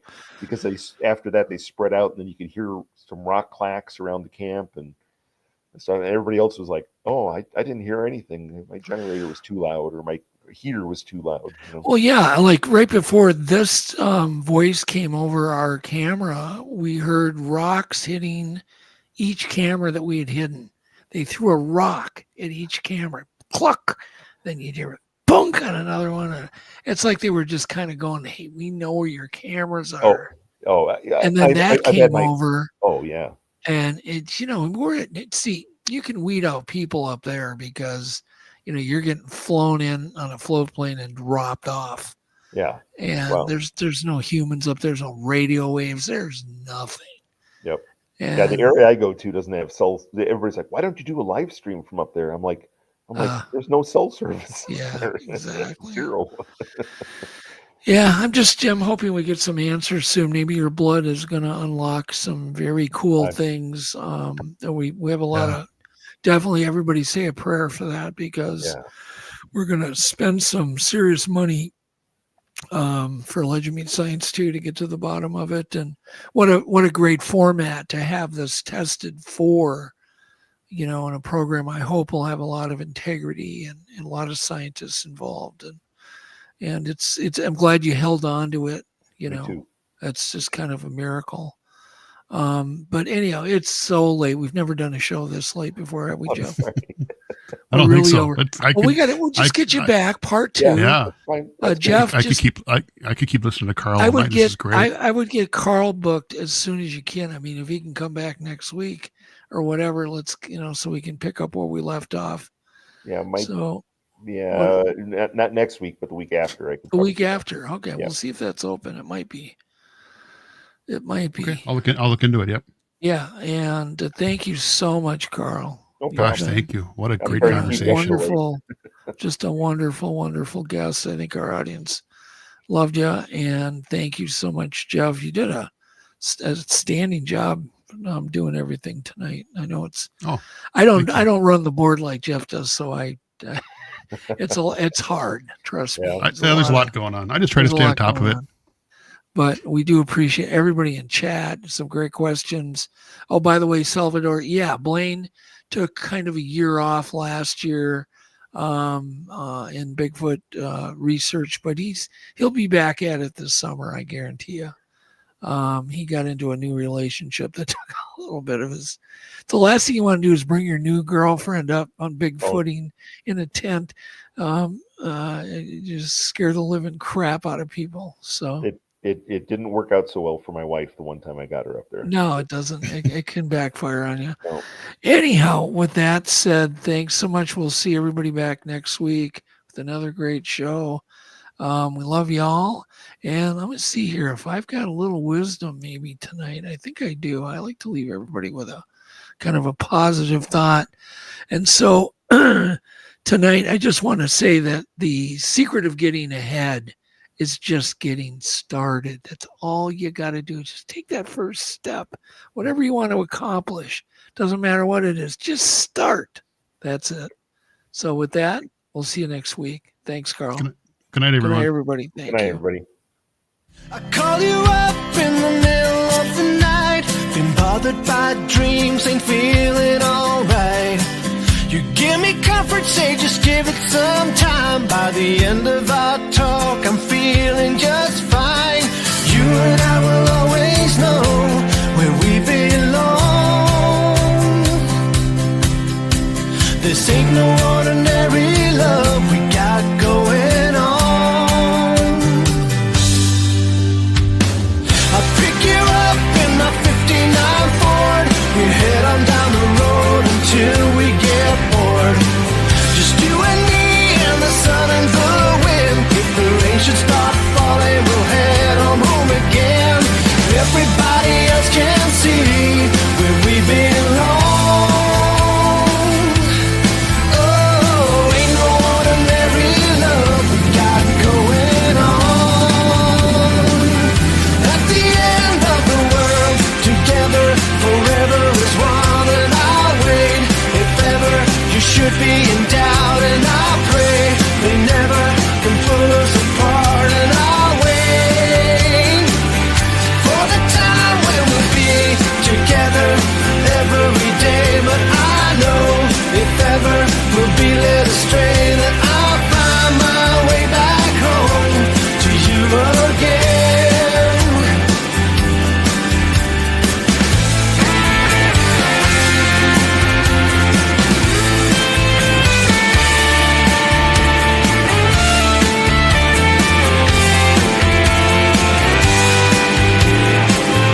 At the end of the world, together forever is one, and I'll wait. If ever you should be in doubt, and I pray they never can pull us apart, and I'll wait. At the end of the world, together forever is one, and I'll wait. If ever you should be in doubt, and I pray they never can pull us apart, and I'll wait for the time when we be together every day. But I know if ever